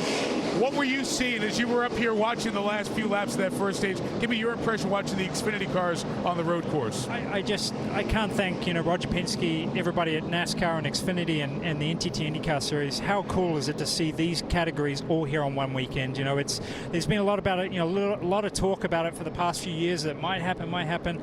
Unfortunately, the fans aren't here to witness it, but I can't. It's so exciting to be here. I love watching these cars. The pit stops are crazy. Like ours are, gone, they're gone, but they're just the running around the car is, I love any kind of or form of motor racing, and these series are just so competitive, and I watch them. My wife gets angry at me because I'm always watching these NASCAR races. Good deal. Well, you were watching the 7 and the 11 as they were dancing in the pit stall, and as Dale Jr. said, the narrowest one, you just smile like, yep. Talk about it all the time. It happens. Good going. Congratulations. Good luck next couple of weeks. See you back here in August for the 500. Can't wait. Hopefully see you guys soon. Thank you so much. Same here. Congratulations. Scott Dixon, winner of the IndyCar race here earlier today. Rick, back to you. And again, a historic weekend. IndyCar, Xfinity, and Cup all here at the same racetrack on the same weekend. And we just heard the possibility of rain, the clouds overhead. What does that mean, Steve? Well, so rain is an ugly 4-letter word when it comes to racing, but not on the road courses. We're going to continue. So if we do see rain, this race will continue. You are required to have a red running light in your rear window so every other car can see you. You have to have a windshield wiper. You could put these grooved rain tires you see right here on your screen, and you hopefully will have a defogger. Remember, these are closed cockpit, Marty, so vision can be an issue if rain does show up. Steve, this is where we hope you did your work back at the shop to prepare for what looked like a 0% chance of rain today. But you know what? Yes, sprinkling right now. There is rain in the area. Xfinity Series teams have 2 sets of rain tires to use today. And if NASCAR declares it a wet race, they would come in and put those rain tires on. And when you put those rain tires on, you can lose spots on pit road. So teams learned that a few years ago, Kelly, at Watkins Glen. Remember, it was 2 years ago where they did have a rain race at Watkins Glen. If it rains, Kelly, it's going to be eventful. It could be fun. All right, so Brandon Jones has assumed the lead of this race in that 19 car. When I asked his crew chief, Jeff Mendering, what his biggest concern was today, he said weather. He said not only does Brandon have very little experience in wet, he's not the greatest road course racer, and he said we've got a really aggressive setup that would just not do well in the rain. And you heard Mike Tirico say there are some drops coming down, so this could get very interesting in a hurry. Yeah, Rick, you talked about having the car ready. Well, what about the driver? I mean, there's a lot of drivers in this field today. They have never raced in the rain. So if we do get rain, it will be a major change in this race. It'll be a great opportunity to learn, but I'm not sure I want to learn under fire like that. Brandon Jones in the 19, Riley Herbst in the 18. They now make up row 1 as we get ready for the restart. And again, the possibility of precipitation, things amping up as we get ready for the start of stage 2.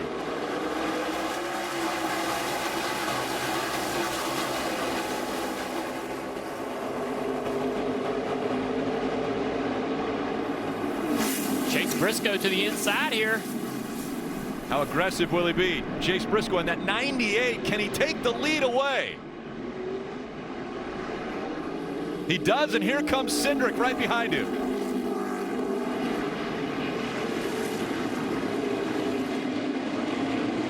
Interesting to see how Briscoe does out here in front of Cindric. Cindric's been faster all weekend in practice, but Briscoe, no slouch on the road courses himself. When we talked to Briscoe, he said he was focused on this race, had been running in the simulator every Wednesday since February. He's been running the Indianapolis road course, an Indiana driver. He'd love to go to victory lane at the Brickyard. Talked about his hero when he was here for his first Brickyard 400. His hero, Tony Stewart, won and climbed the fence. He said, hey, if I win, I'm climbing that fence. Missed the corner just a little bit there in turn 10, coming through 11. Will the 22 try to pass here on the inside to 12? Looks inside. Right behind them is Noah Gregson. Oh, 98 misses it again. No harm, though. That part of the racetrack is so slow that he still kept everybody behind him.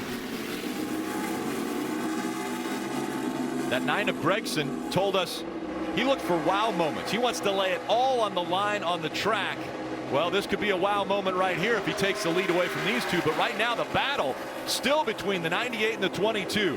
Big block right there by Briscoe. He took the inside lane. A lot of debris down there picking up on them tires.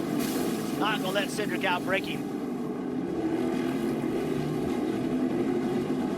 Briscoe holding off Cindric. they go through 2, 3, and 4. We heard Dale Jarrett at the top of the show talk about the passing opportunities and maybe the lack of passing opportunities. There are two big, heavy braking areas. Both of our drivers have explained it. Heading into turn 7, this is one of them, Jeff. The left-hander down here, heavy on the brakes. Briscoe's watching that mirror right now, seeing if Cindric's going to try to sneak out a little bit. Briscoe won at the Roval. Good road racer. A lot of racing experience on road courses. Cindric continues to put the pressure on him, though, to not make a mistake. Man, Cindric's car is fast. Briscoe knows it. He's taking that line away. Into turn 12. He missed the corner right here earlier. Didn't miss it that time. Look how tidy the 22 is, though. He just uses less racetrack. That tells me he's just patiently waiting for his opportunity here. I'm still impressed with the 9 of Gregson running right there in third. He has not let these two get away from him. Big run right here by Cindric. Briscoe knows it. Briscoe's just going to take that line completely away from him.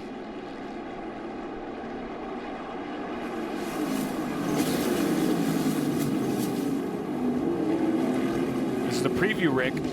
This is what we're going to see in the closing laps. If the 22 doesn't have that lead position, he's being pretty patient here. I've yet to see any bumper contact. I'm not sure that would... Oh, little tire smoke out of the 98. Locked it up a bit there for Chase Briscoe. Maybe a little mistake. And I mentioned Chase Briscoe, Indiana driver, a racing family. His dad has won over 150 sprint car races. Briscoe was the 2016 ARCA champ, so a lot of experience behind the wheel. Threw that number out. What did he say at the beginning of the year, Rick? He said 8. He needed 8. I don't know where he got 8 wins, but I might have set my number a little lower before I put that much pressure on myself. He's backing it up, though, with already having 4 as we see a car turned around. The yellow's out. That's Bailey Curie in the 74. Knocked a wire loose in the back or something. It's not running, it sounds like. So the caution has come out once again. Get the net up. Keep the net up, they say. The 23-year-old from Driftwood, Texas. He's right here in turn 13, just before pit entrance. Field cruises by. I'd love to tell you I knew that, Dale, but I'm still learning this racetrack as well. And without the full perspective, I was trying to figure out which end he was at.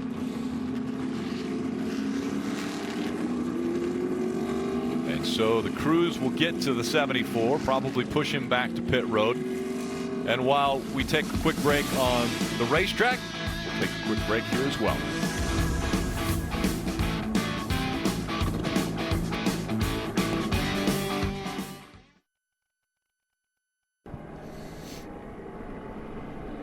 You're watching the Pennzoil 150 at the Brickyard. Something new for the NASCAR Xfinity Series. The first time for them on this road course. See on the upper left, a few cars coming to pit road. None of the leaders, though. Most of the guys middle and back of the pack. So AJ Allmendinger. Yeah, AJ Allmendinger. He's got his work cut out for him again. Whew. So not this yellow, but the caution before. He came down pit road and had to roll through. And long story short, he was too fast. One of those trips had to go to the back.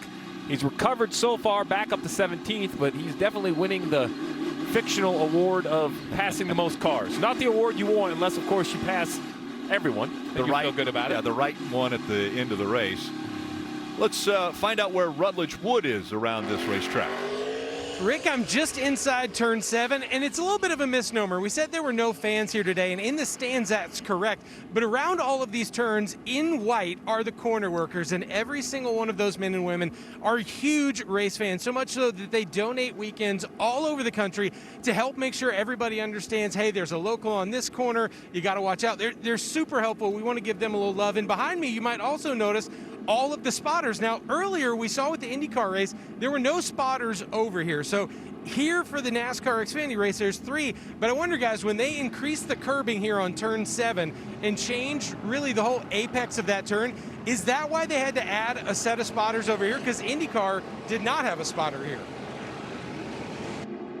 Well, my strategy as a crew chief would be put a spotter anywhere I thought the passing zone would be. I would say, Dale and Jeff, You know, if it's not your primary spotter, I wouldn't want that guy to tell you whether you're getting past or not, but let you know there's pressure. So then you as a driver have to use your mirrors and decide how much you want to block. Exactly, yeah. You got to have people up there you trust. Sorry about that. Yeah, me and TJ, when we worked to get several different spotters at Indianapolis Speedway, we were talking about that weeks in advance on who we could find, who we could get, who we trusted, who we believed in.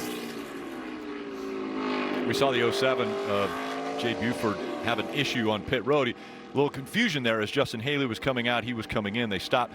You know, we mentioned that this is his first run at Xfinity, but the American Ninja Warrior is not foreign to racing. He has plenty of racing experience. The 32-year-old from Houston, Texas has raced in many different series.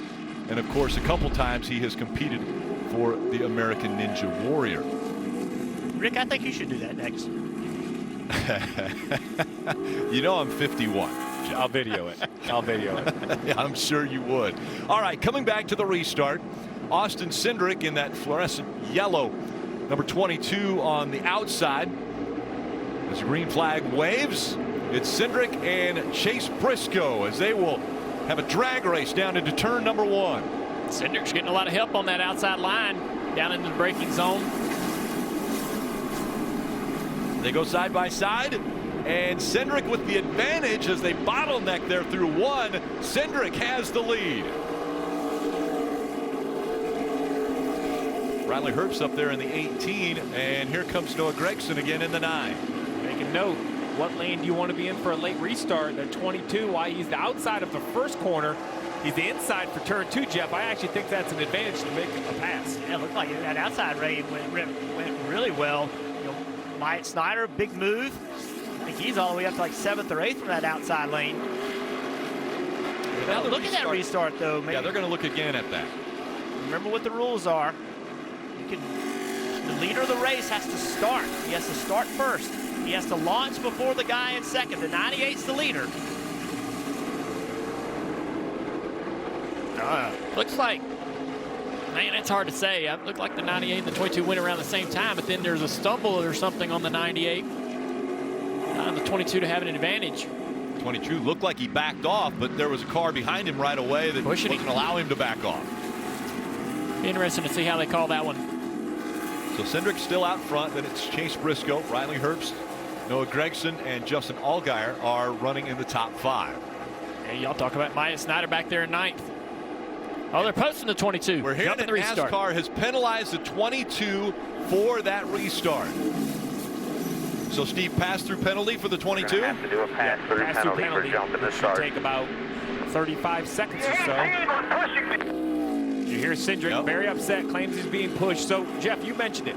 So, basically, the leader brings the field into the restart zone. Red markers on the wall. Anywhere from the first line to the last line, he can accelerate. So you see, there's a 1 line, and then there's 2 red lines here. Actually, I saw 3 red lines, so I'm not sure if that's the outside. Here we go. This is better. Cones in the wall. The cones sticking to the fence would be a good indication. There's the first one. There's the second one. Well, you talk about different circuits. That's a thing. You know, at some of the ovals, the restart zone is very defined for me. Obviously, the drivers knew where they were. I didn't recognize which line it was, but the leader has the opportunity to accelerate first. NASCAR feels the 22 went before the 98, so he'll be penalized. Kelly. And Austin Cindric pretty heated on the radio. He says he was on the brakes. He said the 18 was pushing him all the way through that restart zone. And at first, his crew chief said, hey, we're not going to win this one. But now they have called him off from serving that penalty right away. They said, we have 3 laps to serve it. We're looking at the footage, and we're going to continue to argue our point. So I like the strategy of not coming. Not because of argument. I don't think you're going to overturn it. But if you're lucky enough to get a yellow, you can serve your penalty under yellow. So there's no reason not to, not to wait your 3 laps. But he did mention that the 18 was pushing him. And so he's trying to say that, hey, I backed off. The 18 pushed me. So NASCAR now is going to look again at it and just make sure that they have the accurate penalty for this situation. Well, let's go back and look at it again. This is one of those positions that I am glad I'm not a NASCAR official. And that official that's down in their pit box, he will convey the message. Here we go. Look again. Who launches first? That's really the question. Who launches first? From that view right there, it's pretty clear to me that the 22 of Cindric was the first one to launch. If he launched first, then that is not what he's supposed to be doing. The 98 is supposed to launch first. Yeah, here they are. Totally. Look, the 18 is right on the bumper, but watch right here. The 22, the 18's on the bumper. The 22 is going to leave the 18's bumper.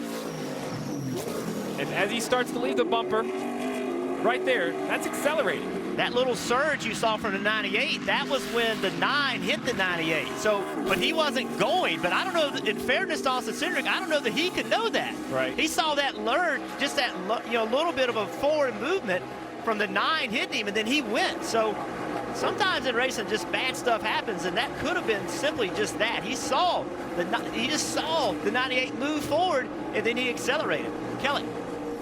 Crew Chief Brian Wilson reminding Austin not to speed here while serving his penalties, that don't make it any worse than it already is. Serve this penalty, and then you're going to have to go like heck so we can pit again under greens. But Austin Cindric's going to have a lot of ground to make up, which could make for an exciting race for us to watch. Well, Rick, we talk about a new facility and mistakes, so who were the favorites? Cindric, Allmendinger. Cindric, Allmendinger. They're the two you have to beat. Well, the two of them currently have beat themselves. One with a speeding penalty, one with a restart penalty. I do expect to see both of them matriculate back to the front over the second half of this race. But if you're Chase Briscoe in the 98, if you're the 9 of Noah Gragson, the door has opened up. Opportunity has been presented. Can they take advantage? So now it is Chase Briscoe that is out front with Noah Gragson running in the second spot as we go NASCAR nonstop. Before the road trips, the cool mornings, the hot cast iron, the short nights, and the long cast. There's one stop that you can't afford to miss. It's time to gear up and camp out at Bass Pro Shops and Cabela's. Save on all your camping essentials, in-store and online. Your adventure starts here. Matthew tweeted, "Bring it back sandwich emoji. Hit it, Charlie!" Matthew says to bring it back. The $5 footlong. Better choice for Matthew. It's back sandwich emoji. Now in the Subway app, get $5 footlongs when you buy 2. USAA is made for what's next. No matter what challenges life throws at you, we're always here to help. With fast response and great service. And it doesn't stop there. We're also here to help look ahead. That's why we're helping members catch up by spreading any missed USAA insurance payments over the next 12 months, so you can keep more cash in your pockets for when it matters most. And that's just one of the many ways we're here to help the military community. Find out more at USAA.com.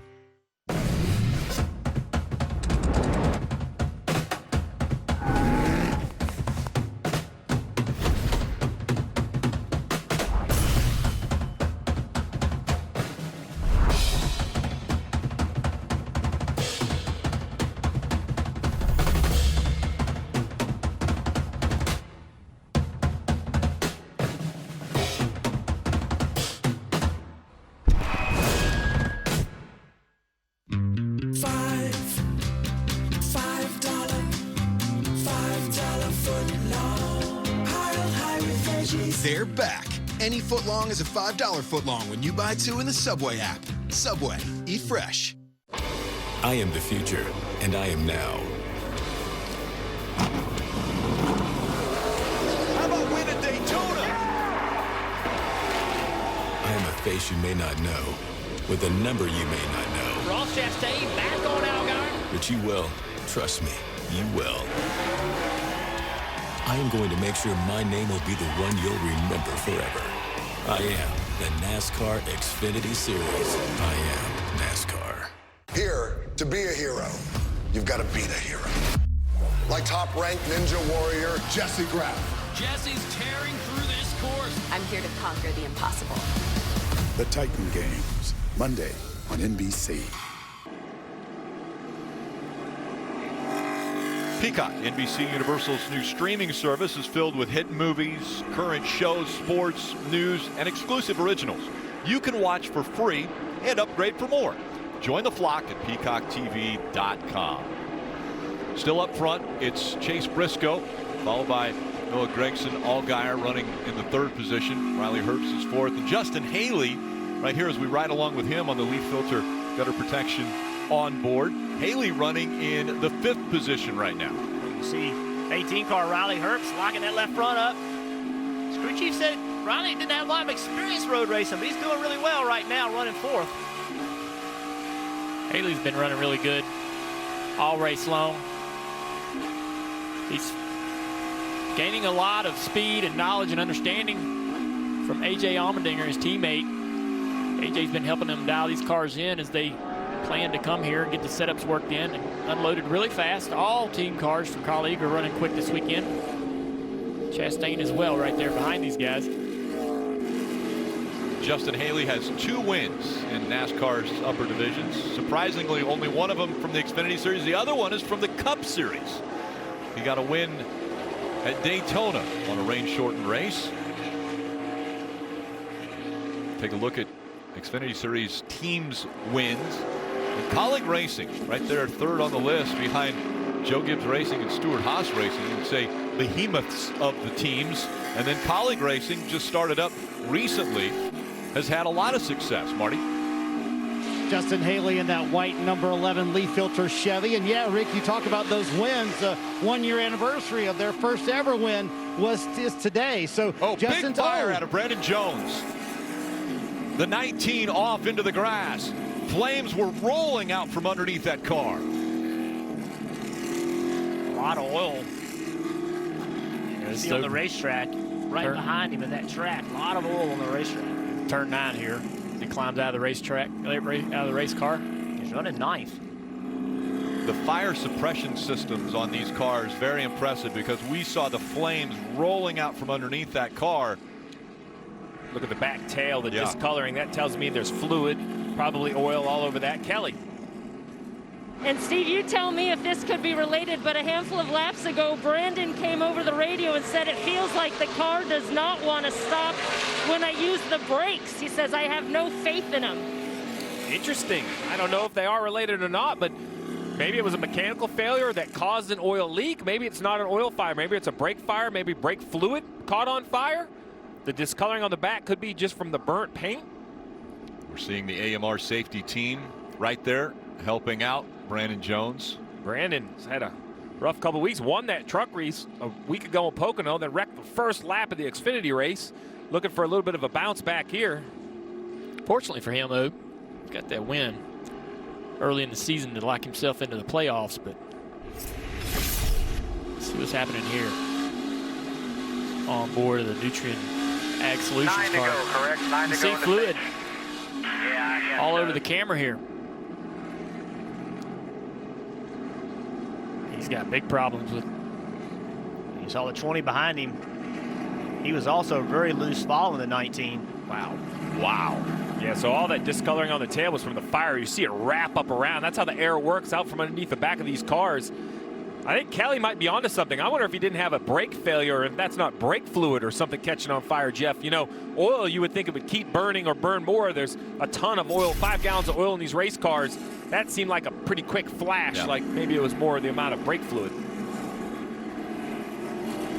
So they'll hook up to the 19 and pull that back into the garage area where Joe Gibbs Racing team will take a look at what happened there. But Brandon Jones, a quick end to his day. I have to see this as an opportunity for Austin Cindric. You know, they had that penalty on the restart. Well, now with the yellow, the field's closed back up. Maybe they could come to pit road, try to do something to get themselves back in this race. He's all the way back in the 25th position.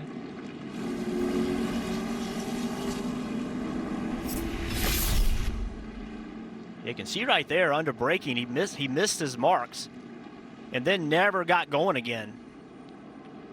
Knew he had a problem. So yeah, but just can't tell where that fire's coming from, though. You can't tell if it's coming from the left front. I don't know. I think that almost has to, you know, I don't know that brake fluid would, you'd have that much brake fluid in the whole front of the car. I think that almost has to be oil. Well, he's locked up the front brakes there. Yeah, exactly. Great brakes. Great point. You know what I've learned regardless? wherever the fire came from. No good, Rick. It's bad. Under a break, we'll be right back.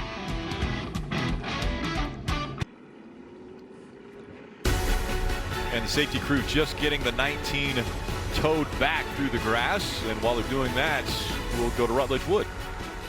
Rick, I was over there by the spotters. They told me to take a hike, literally and figuratively, and that's exactly what I did. I'm over here now in front of the museum. Now, something really interesting, when Roger Penske bought IMS, the museum is actually a totally separate entity. It's a 501(c) charity, and it is an amazing place. Take a look inside at just some of the incredible history that exists in here. And honestly, it doesn't matter what kind of racing you like, there is absolutely something for everybody. Seeing the turbine cars, they really take off if you're a fan of the old Offie setups. There's just so much here that is true living history. The vents on some old brake drums, or even Larry Biscaglia's old 51 Chevy and then a 67 Ford, that he used to be the guy that would wait in line to be the very first person to get his tickets to the Indy 500. And in 1967, that's what the track gave him to say thank you. I mean, that guy was a legend just for being a fan of the sport, something we all know. It's the most important part of all of this stuff. And the museum and me and everybody else here at NBC, we can't wait to get the fans back inside the track and enjoy it. But boy, it is exciting here today, Kelly. Red cars coming down pit road. Justin Allgaier pits from the 3rd position. The air pressure adjustment the team made last time has made his center of the corners way too tight, and he's considerably looser getting off the turn, so they went back on that air pressure adjustment for Goodyear tires, Marty. Long debate between Noah Gragson and Dave Ellens all year long. They have gone for stage points, but Dave Ellens said, I think track position is more important today. Here they come down pit road, giving up those stage points, in all likelihood taking 4 fresh Goodyear tires. Meanwhile, Chase Briscoe slides to a stop in his stall. He asked Greg Zipadelli, he told him the car was definitely coming to him, but still a little bit free. And I feel like on the long run, we will be very good. 4 fresh Goodyear tires, and we'll see if Chase Briscoe can hold the lead off of pit road, and he does. Justin Allgaier gains a spot as well. Allgaier pitting way at the front of pit road, and at the very back was Chase Briscoe. He wins the race off of pit road. Issue for the 9 team, though. Noah Gragson. And a little trip there by the crew.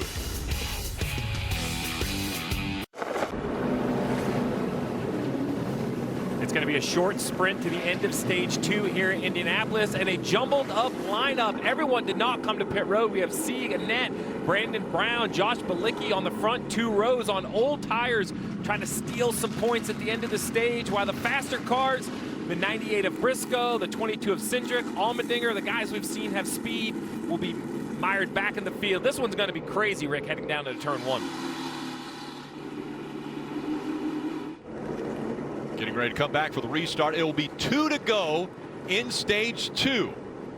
Can these guys hold off some of the hard chargers with fresh Goodyear tires? This is going to be tough. Keep your eye on that bright yellow 22 machine in the middle of the field. He's going to be making moves. The 98 as well as the 7 also right in the middle of the pack, running about 8th right now. They go into 1, 3, 4 wide. And a lot of contact. Allgaier getting shoved out in that 7. He and the 99 of Josh Balicki, heavy contact. We see part of the back bumper of the 68 of Brandon Brown almost falling off. And now it flies off. Looks like it landed in the grass, so I don't expect a yellow. Still out front is Ryan Sieg. Here comes Allgaier in that 7. A lot of smoke, locking the brakes up there back behind him.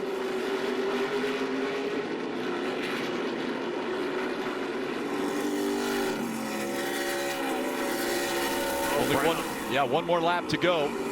How about Briscoe? Came to get tires and already attacking Sieg for the race lead. Chase Briscoe back to the point.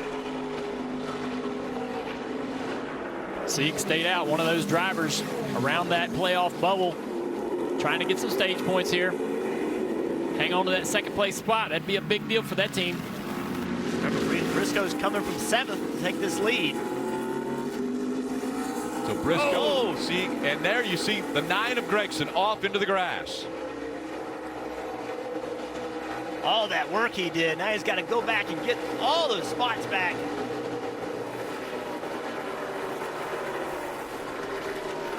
How'd it happen? Oh, he got hit by the 13. Timmy Hill moved him out into the grass. Yeah, we've seen drivers race through there side by side.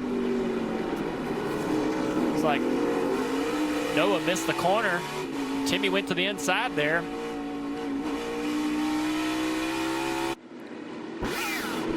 Pulling away now. As you see, Chase Briscoe has lead over Ryan Sieg. Again, Sieg. Steve, though, good strategy here, staying out and getting stage points. Great strategy for the 39, gains some stage points. If he can stay in second, even third, that's 8 or 9 points. Going to help him try to make the playoffs. As you see the 7 of Allgaier dive to the inside. At this point, the 39 is almost better to let him go. Don't get wrecked. Right behind this. Pulling away now. As you see, Chase Briscoe has lead over Ryan Sieg. Again, Sieg. Steve, though, good strategy here, staying out and getting stage points. Great strategy for the 39, gains some stage points. If he can stay in second, even third, that's 8 or 9 points. Going to help him try to make the playoffs. As you see the 7 of Allgaier dive to the inside. At this point, the 39 is almost better to let him go. Don't get wrecked. Right behind this strategy. Yeah, right behind these guys. Brandon Brown holding on to 7th place. He stayed out as well to try to get some stage points. He is right on top of that bubble for the playoffs.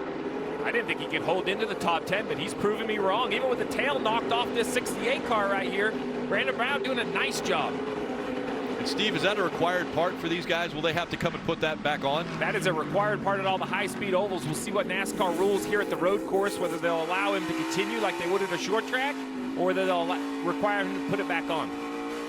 So coming up, the green and white checkered flag goes to Chase Briscoe. 3rd stage win for him of 2020. Good work on that restart, buddy. Sieg, Brown, Balicki, Timmy Hill, Myatt Snyder, and Harrison Burton all collecting a couple points there. So Chase Briscoe, the hometown racetrack of Indy, in front of him as he wins stage 2.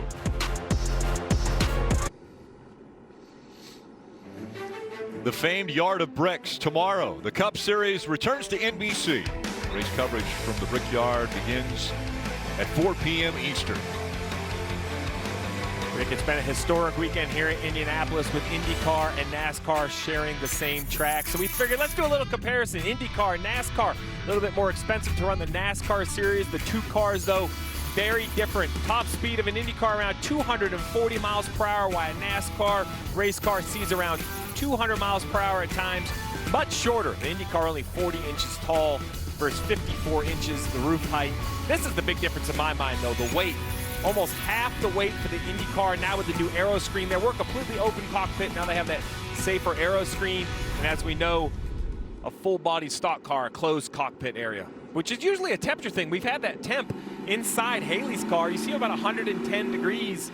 That was an issue for Scott Dixon in the IndyCar Grand Prix today. His helmet hose fell off, which before open cockpit, helmet hoses were not even a conversation in IndyCar. So they took a little stock car technology, tried to pump some fresh air to the helmet of the driver. He had problems with that, ran a little warm under the helmet, still ended up going to victory lane. And we want to listen into Riley Herbst's radio. Oh, it's the most BS thing I've ever seen in my life, Dave. Apparently, if you have the number 7 on your car, and you've been in a series for 15 years, you can choose to start wherever you want, and then that puts all the slow guys in front of you, and then you get used like an old dish rack by your teammates and put 4 wide on the top at the 7. It was just splendid. That was awesome. So maybe a little frustration out of Riley there. You know, listen, when you get back in that pack, and you're supposed to be starting 11th or 10th or 12th, it is like every man for himself, and it's crazy. Like, drivers have gotten to the point where they just take whatever line they think they ought to be in, and there's really nothing you can do. But look at all this chaos. Look at. Yeah, I saw all that contact between the 7 and the 99, and apparently Riley saw it as well. Oh, Justin was. Wow, Balicki slammed into him there. Well, he was getting run into from behind, so. Kelly. You see Ryan Sieg in that number 39 car coming to pit road. He just picked up some valuable stage points. He hasn't said much about the car itself, though we've heard, but he's been critiquing himself, saying he's just driving into the corner too hard, which is killing his exit. So a lot of these drivers still trying to learn, especially on this new road course, Marty. Brandon Brown, middle of your screen, he winds up gaining 5 stage points because of that, so they're going to come to pit road right here. And Michael Annett, on a day, Travis Mack, his crew chief, told me, if there's an opportunity for us to get stage points, we are going to do it. So this is a good one for Michael Annett, who winds up picking up 6 stage points for him. Nice pickup after stage 2 there. These guys who did not pit towards the end of stage 2, they got the points, now they're pitting. They had an issue with the jack there. They couldn't keep the car up. Brandon Brown in that 68. Well, Rick, you asked about the tail, and you see zero urgency out of the 68 car. So NASCAR is going to consider the road course like a short track and say, you know what? We're just happy you still have the fenders on it. We're not worried about the tail. The reason that the high-speed tracks is, I know it's going to be hard to believe, but crew chiefs in the past have had that tail fall off on purpose because it can be an aero advantage. No. I don't believe it. Surprises me, Steve. I don't know who would do it. Surprises me. Any advantage that you guys could find. What a view we have had already, and I think the guys that have the best view in the house have got to be Mike Tirico and DJ. And is James Hinchcliffe up there with you? Yes, Hinch is here. We're all enjoying Hard to Believe with Steve Letarte. It's like a regular feature. We love that stuff. We showed Steve showing the difference in a NASCAR and an IndyCar and mentioned the aero screen. Was it hotter in there as you drove today? Finished 11th, by the way. Yeah, it certainly was. I mean, it's a big, obviously, a safety advancement. We're all thrilled that it's there, but it does bring some new challenges, and the heat's the big one. We don't have the room in the car for a fan system. So we do have a hose hooked up to the helmet, but it's just sort of ram air from the speed you're getting out of the car. On a road course, you're going fast, you're going slow, the speed's not constant like an oval, so it was a little bit more of an issue today for sure. James, we've seen in this race here today, the 2 favorites, kind of A.J. Allmendinger and Austin Cindric, both having problems, making some mistakes, put them back in the field. The difficulty of driving back through on this particular road course, not a lot of passing opportunities. No, I mean, obviously you got a nice big long straightaway down into turn 1, but you still have to make it stick. I think that's one of the big challenges. You can get these big runs, but slowing these big, heavy stock cars down and not running wide, having the guy high-low you, that's a big challenge. So being back in the field is definitely going to be tougher. Track position's always going to be an advantage. Good finish today. You're running a limited season. You're going to trade the wheel in for a microphone. We look forward to listening to you next few weekends on NBCSN. Very excited. Yeah, all right, thanks very much. Great to have you on the team. Cheers, James guys. Hinchcliffe finished 11th today. Get ready to go green. We'll go back to Rick and the guys. Mike, you have a mayor there with James Hinchcliffe. We have a mayor here with Jeff Burton. I tell you, it's a perfect situation. And Hinchcliffe will be a part of the pre-race show tomorrow with Rutledge Wood. So he has traded the steering wheel for a microphone. We're excited about that. Looking at the points earned today, Justin Allgaier, 18 points. Briscoe, Haley. Look at Sieg. Awful in practice yesterday. 8 points already today. Great day by those guys. Great strategy that they have made work. I was going to say, Rick, as we come to this restart with 20 to go, we talk a lot about strategy. Well, here it is. No more stages, no more breaks. 20 laps to the trophy. Once they cross the line, it'll be 19 to go, and we're back underway. The final stage, Indianapolis Motor Speedway road course. Briscoe on the inside, trying to take advantage of that line. Allgaier dives in, right on his quarter panel. Justin Haley there as well. Harrison Burton right there in the mix in front of Cindric, having a nice day. Haven't mentioned a lot about him, but the 93 Myatt Snyder up there also running for the RSS, the Sieg family team this week. He runs a full schedule, but it's for different teams. There he is right behind Justin Haley. Ryan Sieg, or excuse me, Myatt Snyder running in that 4th position. Yeah, team car to Sieg. As you see the 16, that white number 16, that's A.J. Allmendinger. Hasn't taken him long to get up there, has it? Remember, Myatt Snyder ran the NASCAR Euro Series last year. A lot of road courses with that, right? A lot of all road courses, I believe. Yeah, they have one oval race. Yeah. Definitely got some valuable experience during that trip overseas for Myatt. Myatt did a good job today, driving up from 26th position into 11th for first stage. Grabbed a couple of stage points in stage 2. See that 22 get by Myatt Snyder. He moves up now. He's chasing after the 16 of A.J. Allmendinger. Let's ride along with Allmendinger. Going down the front straightaway. Changing gears. It's in third gear now. Into fourth gear. Heavy braking. Going to downshift. Use those gears to slow the car down. See Austin Cindric right behind him, and Austin knows that he needs to try to get around AJ. If AJ gets the lead, he's long gone. You will not pass AJ if he takes the lead. The 22's only option here, I believe, is to be able to get around AJ while he's trying to work through this traffic. Down the back straightaway into turn 7. Into the chip just a little bit there. Watch this whole section right here. He's going to leave it. Actually changed gears. Kind of lugging that engine a little bit, keeping that rear wheels from spinning with low RPMs. We've seen some other drivers go through there in first gear. He's in second. Yeah, maybe he does that for, the car's turning well enough not to need that. Oh, look at him sliding back through turn 11. Maybe that's helping him with drive off. He's going to be on the inside here. Haley's going to race him through turn 12, 13. This right here is where he's got to check up a little bit to get a really good run. Go back, no pressure, man. This right here is where the pass can happen. Good forward momentum. Right now, Haley knows Allmendinger's going to be looking.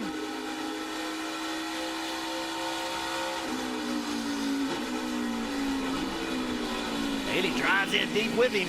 What does Cindric do? Does it present an opportunity for him to get around Haley or not? Doesn't look like it. No, this right here is going to be a place where he really can't pass Haley. Haley's going to check him up all through this section. Yep. Right now the goal is to get good forward momentum, leaving 6.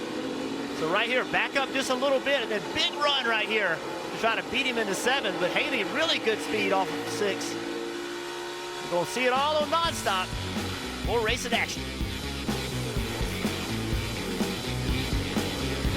Okay, so let's talk home and auto bundle. We all know customers can save big. So we're talking 24/7 protection, as it... Mara, hello? Yeah. We can see you on your phone. Oh, my bad. You can continue. I think she's still on the phone. Let's get back to blue skies and bright eyes. Let's get back to being gone. Let's get back to telling stories and hearing crickets. Let's get back to just one more cast. Let's get back to nature. Come into the Star-Spangled Summer Sale at Bass Pro Shops and Cabela's, and let's get out there where we belong. Your adventure starts here. Only Wendy's 2 for $5 has all the chicken you crave. You can choose from the spicy or homestyle chicken sandwich, crispy or spicy 10-piece nuggets. But let's be real, you're gonna get those 20 spicy nugs for $5. Only at Wendy's. Holy mother of thin. Look what we did. We made it thin. How is this possible, you ask? It's not, but we done it anyway. Reese's Thins. Not sorry. I am proud of this place we call home and the men and women of this nation who stand unafraid, sacrificing everything in order to keep us safe. And in their honor, I salute them in any way I can. I am NASCAR. This is New London. Everyone's happy here. This is your home now, John. All you have to do is connect. Everyone belongs to everyone else. But this place is so perfect. Why is it upside down? There is a disruption. We need to stop this before this goes too far.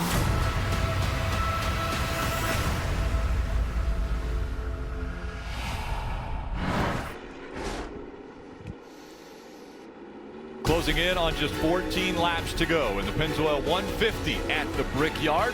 Still out front, it's Chase Briscoe.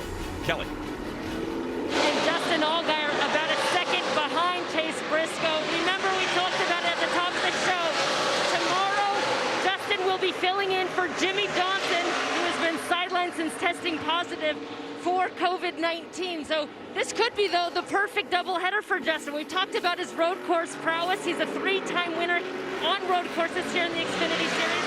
And then don't forget, 2 years ago, he won the Xfinity Series race here at the Brickyard, and that was on the big oval. So he certainly proved that he can get it done on the big oval as well. It has not been the season they had hoped for Marty.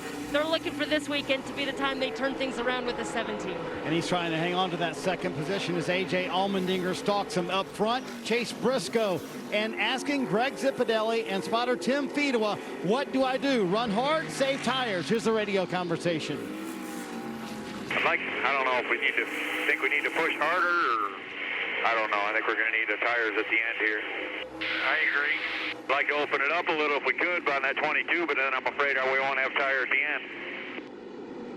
Chase Briscoe is the pride of Mitchell, Indiana. He came to the 99th running of the Indianapolis 500 and ran into a security guard friend. The security guard said, hey, why don't you go kiss the bricks? He knew Chase as a sprint car driver. Chase said, you know what? I'm going to hold off on that. Maybe someday I'll come back here as a driver. Never in his wildest dreams did he believe he would be at Indianapolis leading with 14 to go and a chance to kiss the bricks on his own. And the battle for second place now into the hands of A.J. Allmendinger. So the gap has been closed. Allmendinger, one of the best on road courses, running in second. Then it's back to Allgaier and Austin Cindric. Those are the top 4 right now. And, of course, 4 of the best road course racers running up front. This will be a clean lap for A.J. Be able to compare to our leader, Briscoe. Briscoe run a 91.12 the last lap. AJ was a little slower, but making that pass on Justin Allgaier. I mentioned these are 4 of the best. Well, they've won 6 of the last 7 races. Big lockup on the 22, getting into turn 12. You hate to see that. The right front pretty hard there to fill it out. Slow car right here. Not sure if that did much damage to the tire or not. It certainly affect the handling of the car anytime you flat spot one of those tires. That was it was a long time he drug it. I don't know about these tires, Steve. Some tires are more susceptible to flat spotting than others. Yeah, I talked to a few crew chiefs after the first practice. We saw a bunch of tires lock up, and they said that the tire actually held up pretty good. You know, at some tracks, when you lock that tire up, it literally would just shave the rubber away and put a flat spot in a round tire. It can, A, make it vibrate, hurt handling, or if it gets severe enough, the tire can come apart. But these tires at Goodyear have brought this weekend not only perform well, but seem to be very durable to that flat spotting issue. Austin Cindric, not real aggressive right there, but he needed to be. Listen, only 13 laps to go. It doesn't look like he's getting through that section very well right there. Just watch him to see if that tire's going to give him any problems in balance, just in speed. It looks like it may be. Briscoe's fast. Oh, we got an issue here. The 0 of Mike Wallace is around. That's the 0-2 of Brett Moffitt with him. Moffitt also. You see some right rear quarter panel damage to the 02. They're going to continue. Take another look. That's Brett Moffitt to the inside of Mike Wallace as they head down to turn 1. Moffitt just too deep. Looks like it starts to wheel hop. Comes around. The driver of the 02, we talk about the break, the 10-week break for NASCAR. Unfortunate motocross accident. Brett Moffitt broke both legs in a motocross accident. Was able to recover to get back into a race car, but be wondering how, you know, those legs will feel after a long day on the road course.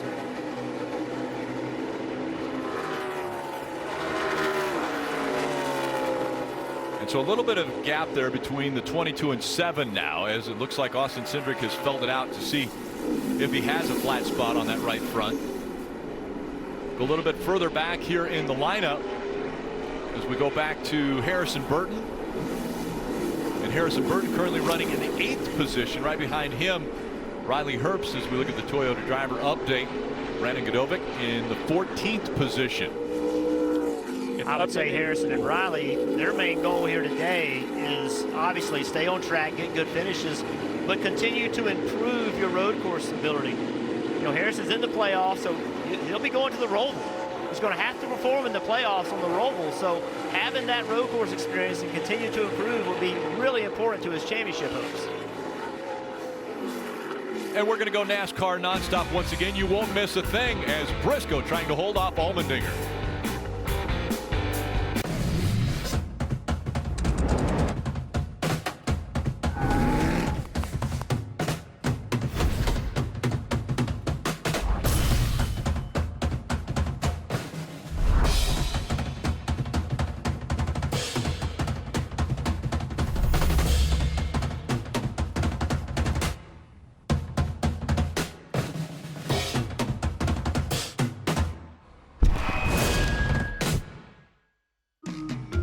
When you eat Reese's for dessert, is it over too fast? Well, then chill your Reese's. You'll eat it slower. I wouldn't know. I swallow mine whole. Like a duck. Not sorry. Reese's. Getting to know you, getting to know.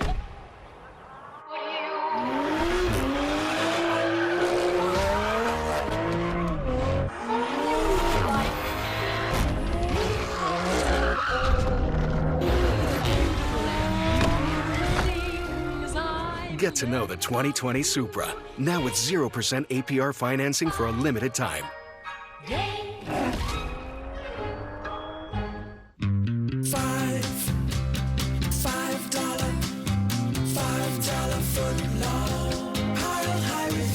They're back.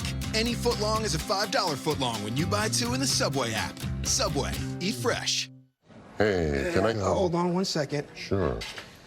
Okay. Safe driver, save 40%. Guys. Check it out. Safe driver, save 40%. Safe driver, save 40%. Safe driver, save 40%. That's Safe Driver Save 40%. It is. That's Safe Driver Save 40%. It's right there. It's him. He's here. He's right here. Hi. Hi. Hey.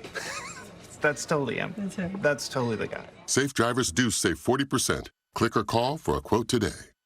Indianapolis Motor Speedway. What better place to kick into gear for the second half of NASCAR season? See who gets to kiss the bricks this 4th of July weekend. On July 4th, NBC brings you an awesome tradition.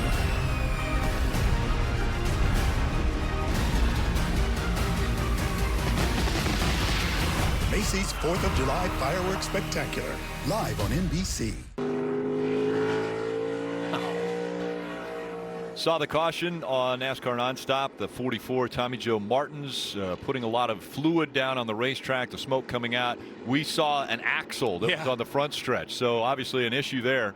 Yeah, the first piece of debris was the entire left axle, and then from there, the oil of the rear end grease came out. So you see as he comes around this corner here, focus in the left rear tire, and you will see a hole where the axle should be, and B, you're going to see a bunch of fluid coming out of that, dumping onto the racetrack. So right in the center of that left rear tire, you can see that hole. Yep. I'm guessing the axle comes out right here on this right-hander.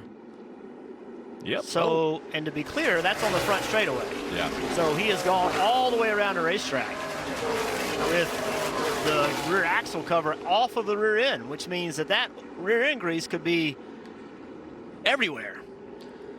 Before this yellow came out, the question was, could Briscoe hold off Allmendinger Cindric? Briscoe was running some great laps.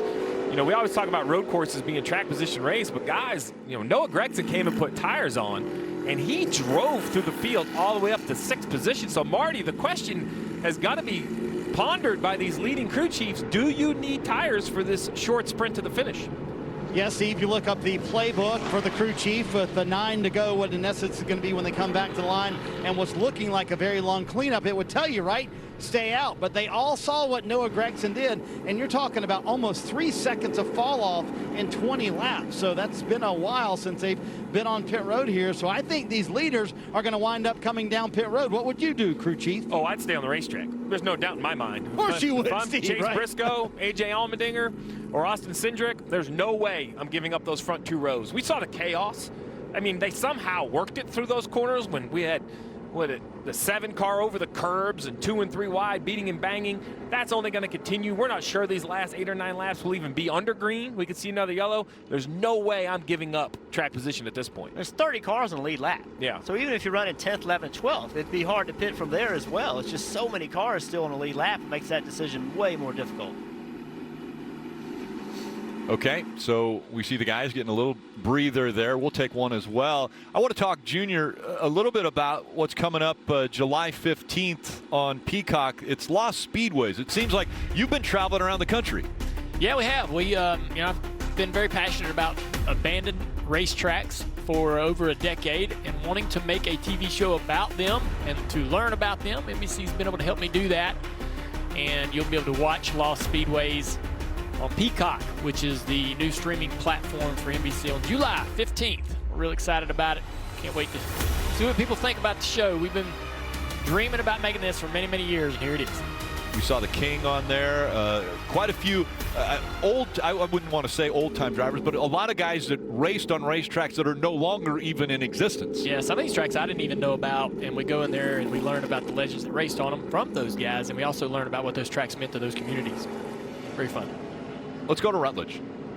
Rick, not to mention Matt Dillner is going to be such a shining star of that show. I can't wait, Dale. But guys, we've been using the hashtag NBC Racing Weekend online, and a bunch of fans wrote in. They asked a great question. I want to ask the drivers and Steve too, but they're asking, with the cars going the opposite direction today and the rubber that both series have laid down, is that going to play in any effect tomorrow? Will that grip be there? Will it be weird because it was laid down the opposite direction, or does that not even matter? Y'all want to jump in, drivers? I see y'all staring at me. So I have the opinion, I don't think it's going to change the grip, although it may come and go a little bit when the Cup cars head this direction, away from you, down into NASCAR 1. That might be an area that there may be some cleaner areas of the racetrack, but I'm not sure it's going to make a huge difference for the oval. Well, they're going to know real quick. Yeah. I mean, in this era of no practice or anything else, they're just going to drive down there, and the driver's just going to have to trust it's going to stick. Fortunately, the max load areas in Turn 1 and Turn 2 of the oval aren't being used. Right. So where they're really going to be testing the grip, the lateral grip of the car should be good. So, I made the decision, or I made the opinion that I would stay on the racetrack. But we're hearing a lot of chatter from the leaders that they may end up coming to pit road, the 16 of Allmendinger, the 22 of Cindric. So the toughest position to be in is the 98. Because I think if he stays out, then the 16 and the 22 may pit to think that's the only chance to beat him. If the 98 pits, though, would one of the 16 or the 22? So let's see right here. Yeah, they're going to have to turn right. Look at this. Everybody up front. Someone's going to have to stay on the racetrack, I imagine, farther back in the field. Okay, Oh, no. Gregson came too, and he had 5-lap pressure tires on. Should he have stayed out? Well, at this point, not enough stayed out to matter. Since the entire field pitted, fresh tires are going to be the call. Now, what pit crew can perform when it matters most, Kelly? Well, we saw Austin Cindric, as he said, he smoked that right front pretty hard. So when his crew chief, Brian Wilson, asked him if he wanted 4 tires, he said, I would love them, and a water. He also said that bright yellow 22 car is just too tight. It's not rotating well at low speed. So he'll come in, he'll get those Goodyear tires, that drink bottle, and he'll be sent back out, Marty. A.J. Allmendinger and Chris Rice, reminder, they are here just to win the race. So they want to stay on offense. They're going with 4 fresh Goodyear tires. And how about Greg Zipadelli in his last race off the bench, filling in for the suspended crew chief on this 98 car. They come down pit road, going to take 4 tires here. Chase Briscoe said, I think it is much better on the longer run. I don't know what we're going to have for the short run. Tighten me up, I guess. Put 4 tires on it. We'll see what happens. But the 98 is going to hold serve here on pit road with the Dinger coming out second. And so as they race off of pit road, I go back to the way this show started with the drivers talking about who they thought were going to be the favorites. And it just so happens that Chase Briscoe has thrown his name into the hat, but we have A.J. Allmendinger up there. Austin Cindric is up there. Justin Allgaier is up there. Okay, drivers, who do you think? We've got just a handful of laps to go. Man, the gloves are off. Going into turn 1 on this restart, everybody's been pretty nice most of the day. That's coming to an end right now. We're going to see there's going to be somebody come out of that corner that's going to be really happy because they're going to be in the lead. The rest of those guys are going to be really upset. I don't know who that's going to be. Maybe Chase Briscoe. I think if he can get the lead His car doesn't have that early run speed, but if he can hold that lead for about 3 or 4 laps, he seems to settle in and run comparable times to A.J. Allmendinger and the rest of the field. Yeah, it's all going to be who can get this restart done. Junior and I have both been in these late race restart positions on road courses, and it is chaos. You're going to expect mayhem into turn 1 because in turn 1, you almost come to a complete stop. So everybody's going to be trying to outbrake each other. People are going to be in each other's doors. It's going to get very aggressive. Whoever comes out of there with the lead, obviously is going to have the best shot to win this race. All right, crew chief, he mentioned the word chaos. How do you keep your driver calm for these final laps? Well, I think at this point, it really depends on what you're here to do. Everybody wants to win the race, but there are some drivers that have to be concerned about points. We know A.J. Allmendinger, he's here for only the trophy. Cindric has said multiple times he thinks the road courses are his best chance. Overall, though, Rick, we started the day talking about a great day of racing on a holiday. The 4th of July, IndyCar and NASCAR, Indianapolis Motor Speedway. I didn't know what this road course would race like. It's been amazing. I applaud Goodyear. They brought a tire that these drivers want to come get tires in the closing laps. We haven't seen that before, so it is going to be a short run to the finish with beating and banging with old tires starting up front. Remember, new tires aren't in the front. We hear there's a penalty right here of Justin Allgaier at the top of the screen, removing equipment. Watch to see what comes out of the pit box with the 7 car. There you go. He catches the air hose and pulls it out. Let's listen to the radio. We got a penalty. You got to be freaking kidding me. And things happen that quickly. Yeah, it's disappointing this part of the race. It's too late. 20 car on pit road as well. So Harrison Burton brings the 20 onto pit road as we're getting ready for the restart. Again, a lot of cars up here in front. Well, 4 of them now that are in front of the guys who have just been on pit road. Pardus and Weatherman make up the front row with 7 laps to go at Indy. Watch Briscoe in row 3. We've seen him outbreak a lot of these guys down into turn 1 on that inside line. He's in good position to do that again. Allmendinger's in there as well. And now look at him fan out. Briscoe 4, to the middle. 5 wide, 6 wide behind him. Huge move for Briscoe. Wow. Right through the middle, outbroke everybody. That was amazing. Could be a race-winning move. Allmendinger has come out in second now as they work their way through these right and lefts. And look at Cindric, how much he's gotten hung up behind these cars. Did nothing wrong, just in the wrong line. All right, who has the early run speed here? AJ or Briscoe? Oh, I think the 16 has showed new tires has been his advantage through practice. We're on board with the 16 right here. An update on the 20 of Harrison Burton. We hear it was a loose wheel. That's why it came to pit road. Look at him close in on the 98, Rick. All over the back bumper for the lead. Looks to the inside. Now he can't get there. Briscoe pulling away. A.J. Allmendinger making a very rare mistake there. Briscoe has 2 car lengths now. He's got the speed, though. Clearly, he's faster right now. Oh, chasing the back of that car right there. You see him loose through turn 11. Into 12, now the left-hander, 13. Allmendinger closing the gap. What can he do now when he gets out on the front stretch? And the key is, where is he better? You saw right there. Right forward here. And around the 52, that's Cody Vanderwall, one of the 19-year-olds in the field. And we stay green. 6 laps to go. So you damage the back to the top of our screen. You can see somebody. That's LeBay, number 90. Here comes Cindric trying to get by Gregson. This battle for third could be important. These 2 leaders get together. Running third could be the winning move. Side by side for that 3rd position. Will there be frustration here late in this race? Will Cindric put the bumper to him? He looks to the inside, trying to take 3rd away. That was a great move by Cindric. Just in front of him, the front 2 running for 1 and 2. Briscoe and Allmendinger. Then it's Cindric now who's made the pass. Gregson in 4th. Briscoe will have to be perfect. AJ is so good.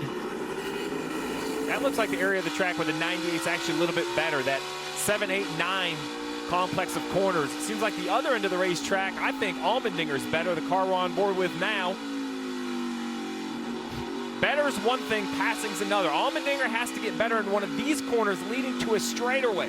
That's the key.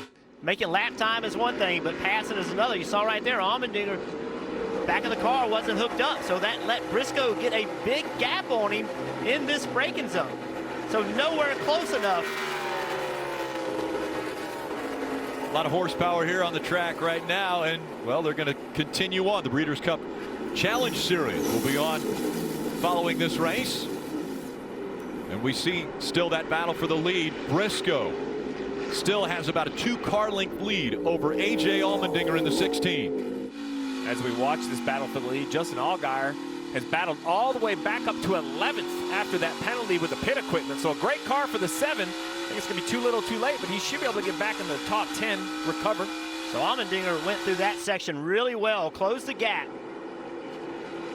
This right here is just kind of a fake move. Maybe I'll catch you notice there. Yeah, catch you looking in the mirror, Jeff. Look at this. Oh, big move. To the inside. Does he make the move? Does he put the bumper to him? No. Briscoe still has the lead. Oh, Briscoe missed the entry there. And here comes Allmendinger. Allmendinger not able to capitalize going into turn 11. And all that's let Cindric close the gap. Driving into this one. So much pressure on Chase Briscoe, trying to be perfect. It's putting Chase offline. He's having to block a little bit. That's brought the 22 right into this battle. Key is just hitting your marks right here. Just hit your marks. This is not a passing zone. Just set up for this last section. Here comes Austin Cindric in that 22.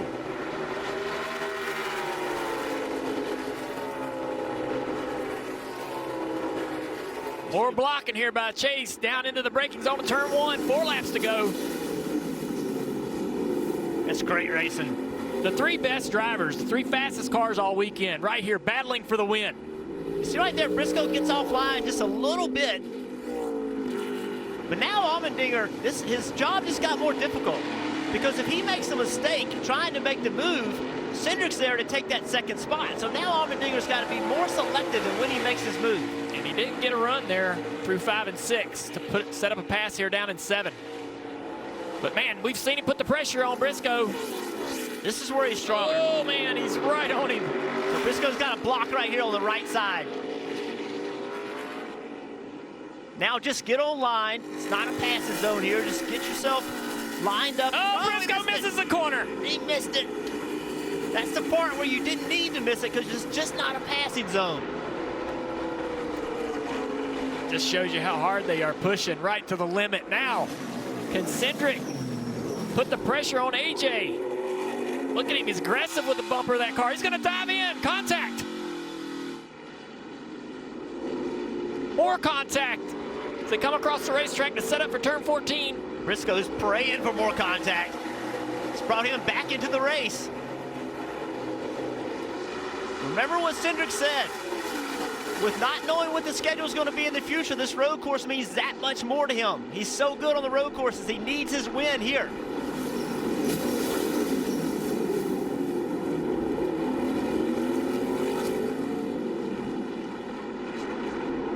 Cindric keeping the pressure on. He has to stay in the back bumper of this 16 car. Can't let AJ get a few car lengths, get any kind of comfort. AJ just drives away ever so slowly through this section of the racetrack. A good gap right there. AJ's going to look in the mirror and think, yeah, it's just what I needed. Less than 3 laps to go, and the top 4 are separated by less than 1 second for the win here at Indy. Yeah, the 3 has turned into 4. Noah Gregson in the 9 is now to the rear bumper of the 98. Any mistake, any accident. This part of the track hadn't been the fastest part of the track for AJ. Briscoe out in that 22 car, not making things easy for Cindric in second. Anybody questioned this road course at Indianapolis? I think that's been answered. Put on a great race. Tough turn 12. Here comes the 22, puts the bumper again to A.J. Allmendinger. Right on your bumper. He knows that. He can feel it. All right. Oh, right in back of him. He's sideways. Look at Briscoe. 3 wide onto the front straightaway. Allmendinger tries to block for second. They're side by side. AJ's going to have to run low here. Briscoe trying to make it 3 wide. Going to outbreak him. He's committed. hard on the brakes. He takes the lead away. Here comes the 16 back on the outside. Oh, he just ran him through the grass. They got Cindric on the outside of him. That was an incredible move. This race is not over, though. Smoking the right side there was Briscoe. Allmendinger's not happy with that move. I can promise you. More contact out of the 22. Here comes the 9. Gregson's trying to move up to second. 22 may have an issue. 22, a lot of damage still right front. And he's working that car back and forth, trying to see if he's got all 4 tires up. Oh, the 16 off the track. He's going to take second away. A.J. Allmendinger falls back to third. Now Justin Haley takes that spot away. And as this battle rages, the 98 of Briscoe has now a 10-car length lead coming to the white flag. Well, those two guys banging against each other, they obviously have hurt their cars. Chase Briscoe, we heard he had a buddy that worked here as a security guard. Used to let him sneak into the garage so he could hand out business cards. And now he's racing at Indy. He's out front. He has absolutely no pressure. And his spotter tells him he has no pressure. 1 lap to go, presented by Credit One Bank. Do not look in that mirror. Indiana kid trying to win the Indianapolis Motor Speedway. Rick, he told us his first memory of the Brickyard was watching Tony Stewart win the Brickyard 400. Can he repeat another Indiana driver winning at the Brickyard? Back in second, Noah. Off course there in turn 1, gives up the second spot to Haley. So Haley now is second, Noah Gragson third, A.J. Allmendinger back in fourth, and a smoking 22 of Austin Cindric is running fifth. There you see the gap between 1 and 2. The biggest fight on the track now for third. What a run for Chase Briscoe. At the start of the year, he said he thought he needed 8 wins to make his way into the highest series of NASCAR, which is the Cup Series.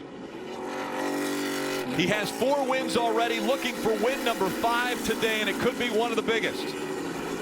He calls this his home track. The Indiana boy has suffered through highs and lows this season. Bring it home here. Bring it home. The words coming through the radio for Chase Briscoe. The first ever running of the Xfinity Series on the road course at Indianapolis Motor Speedway, and the Indiana boy is going to win it.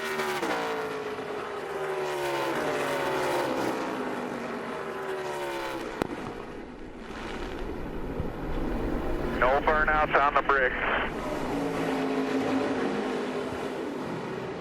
That is a huge day for Chase Briscoe. Good job, guys. Good team effort. Way to hang in there and never give up. After a mistake, it looked as though Chase Briscoe was out of it. But then he forced his way up front and took the lead.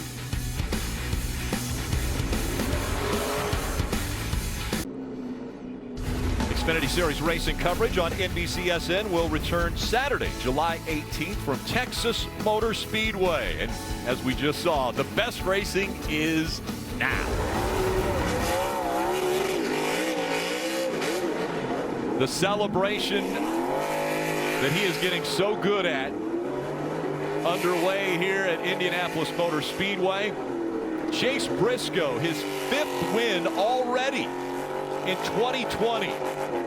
Only one driver has ever done better in this few of races. That's Sam Ard back in 1984, who had 6 wins through 13 races. But Chase Briscoe really dominating right now in the NASCAR Xfinity Series. And that kind of drive, you saw those pit crew guys on pit road. Steve, you know this. That when you get up on the wheel and you make something happen like that, that makes you the king, man. Makes those guys right there absolutely love you. Yeah, at a time when very poignant moment right there. In a time when everybody's expected to work so hard. Here we go. I told you. Yeah, like his he hero. loved Tony Stewart's win. Now he's won with Tony's crew chief, Greg Zippindelli, and they're going to climb the fence. Oh, be careful. Up the fence they go. He told us if he won, he was climbing that fence. was not going to keep him off of it. You just don't see drives like that too often. That was incredible. I thought as soon as AJ and Cindric got in front of him, I thought it was down to those two guys. We thought about that all week long. But, man, he came back and took it away from them. You just do not see things like that happen every day in the sport. It's amazing what he's done today and this entire year. Been an incredible year for Briscoe. What a dream come true today to be able to win at Indianapolis Motor Speedway. He spent so much time on the simulator. He told us that back in February when he found out that this course was going to be a part of their schedule, he immediately went to the simulator, and every single week he spent time working on this road course, and it definitely's paid off. Yeah, I mean, you know, I thought guys would just be, you know, ramping up to sim time this week. He told us he's been on this track since February. Incredible. Marty. What a drive for Mitchell, Indiana's Chase Briscoe. You told us you were doing everything. You weren't kidding, were you? No, everybody knows that I grew up, you know, my hero in racing was Tony Stewart, and to get a drive for him, you know, and watch him win the Brickyard, and that was always his signature thing. So, you know, I just wanted to do it, and obviously it's not the same prestige as winning on the oval, but you still want Indianapolis Motor Speedway. It doesn't matter if you're racing on the oval, the road course, the dirt track, or even in the parking lot, especially when you win here. And growing up, coming here all the time, it's unbelievable to think I just won here. So, so happy to get highpoint.com in victory lane again, and I'm wore out. That fence climb, that'll take a lot out of you. Chase, most significant win of your career? Yeah, I mean, from a personal standpoint, you know, the Darlington deal meant a ton just because what I was going through. But, you know, I've dreamed of coming to this racetrack and just getting to race here. So to win here, just unbelievable. I can't put it into words. And to get all of our sponsors in victory lane, driving for Stewart Haas at Indianapolis, it doesn't get better than that. What would make it even better, the fans, the Indiana native, he wins. Chase Briscoe, a winner at the Brickyard. And what a day. Told the Indy Star yesterday, this place just has so much history and heritage that just to race here is a privilege. And now he has won here. Guys, I think we saw aggressive racing, but we saw determination out of Chase Briscoe. Yeah, determination and a great race, a great day of racing. IndyCar and Xfinity at Indianapolis Motor Speedway. Well, tomorrow on NBC, Cup Series racing from the Brickyard. That coverage begins at 4 p.m. Eastern. Coming up next, it's horse racing. The Breeders' Cup Challenge Series live from Belmont Park. Congratulations, Chase Briscoe.